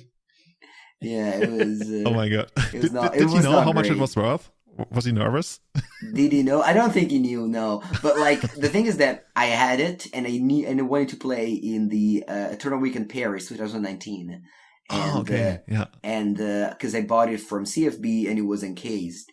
But I was like, no, you should have opened it. I should have opened it. And then like, I asked some of the vendors in France and in Paris if they could open it for me. They're like, oh no, we don't take the responsibility. I'm like, what do I do now? And my father just took it and just cracked it and he just said whatever. He's like, this can't be that hard. Come on, Andrea. Yeah. Awesome. And I just took only pictures and didn't really care. Yeah, I remember seeing that on social media. That was amazing. Yeah, and speaking of vintage, what is your favorite vintage deck is another question. Well, yeah, last week I played the Vintage Challenge. It's Grixis Tinker. It must be Grixis Tinker. I've loved that deck. I used to play Blasted Colossus in play. That used to be my win con. Now you have Bull Citadel. You have Sphinx of the Steel Wing, which is very good in the meta game. So that's the goal of the deck. You also have Ragavan and Urza Saga, which are incredibly powerful in that format as well. So yeah, that's my favorite deck. Yeah, playing all the good cards always a good strategy in Vintage. Yeah. Oh, another card that I love to play in Vintage is Misdirection. Not enough people play it, I think. I haven't heard that Misdirection is like, because Force of Negation doesn't protect your Tinker, but Misdirection does. That's true. Oh, that's smart. Oh, and speaking of smart, you I don't know why, but our Discord is asking for your financial advice for this year. They're asking for hashtag Mengucci Finance. Yeah, there's a joke that I always get it wrong. Like I'm not very good at how do you say speculating on cards. Like whenever I buy like 20 copies of a card, it's always like it turns to be unplayable. Isn't it always Mishra's Bulbul that's always going up and down as well? Yeah, that one too. Yeah. It's funny because I sold when they banned Luris in Legacy, I sold Mishra's Bubble at the my mantra is buy high, sell low. That's the finance we were asking for. Yeah. Awesome. No, honestly, I retired and now I am buy high, never sell. That's my new Mengucci finance. Nice. I buy so many cards, both on Magic Online and in paper, and I just never sell. I'm loving it. You can never sit on a loss when you never sell. When you never sell, there's no loss. Exactly. I mean, that's why they say. People are like, oh, your collection must be worth so much. No, I'll never sell, so it's fine. Oh, that's amazing. Andrea, thank you so much for giving us the advice for this year. Also, thank you for coming on the podcast, hanging out with us for, well, almost 2.5 hours now. Wow, this might be the longest podcast episode in the history of Everyday Eternal thus far. I had a really great time. I'm super excited about Modern. Dude, have you ever talked about something that I couldn't get excited about? When Astrolabe and Back to Basics were played together. Oh my god, yeah, fuck that shit. Never mind, down to earth. Okay, cool. So, Andrea, where can people find your content? You're one of the most prolific streamers, but for people who've only ever followed Legacy, you do all kinds of magic, right? Yeah, I mean, my life is only dedicated to magic. I usually just wake up and play or think or make content about magic the whole day until I go to sleep. So you can find my content on Twitter. I'm very active on Twitter. I try to be Twitter as Mengu09, and same on Instagram. Same thing for Twitter, Mengu09. And content related, you can find me on twitch.tv/Andrea Mengucci, or you can find me on YouTube on Andrea Mengucci Video, or on Channel Fireball YouTube channel, where they make I don't think we've mentioned it yet, but Channel Fireball basically just created I created with Channel Fireball the legacy video thing, in which I made one legacy video for for a week, for like 3 or 4 years, maybe 5 years. I don't even know at this point how long, but so the legacy community really welcomed me, despite I don't go to that many legacy events or stuff like that, but I've really been just very much welcomed by the legacy community. I'm very happy, and again, thank you so much for having me. It's a pleasure. The legacy video, maybe sometimes you see a vintage video, a Pauper video, a modern video. It's more like split now, but I will always remember the early days of all the just legacy players following me. It just means we have to get you on again sometime to talk about legacy now. Cool. Yeah. After I'll do well in a legacy event. Yeah, I'll come. Thank you for coming on. You've done quite well. Cool. Yeah, shout outs to Channel Fireball. Definitely big shout outs to Channel Fireball. They host a lot of legacy content these days. Who is it?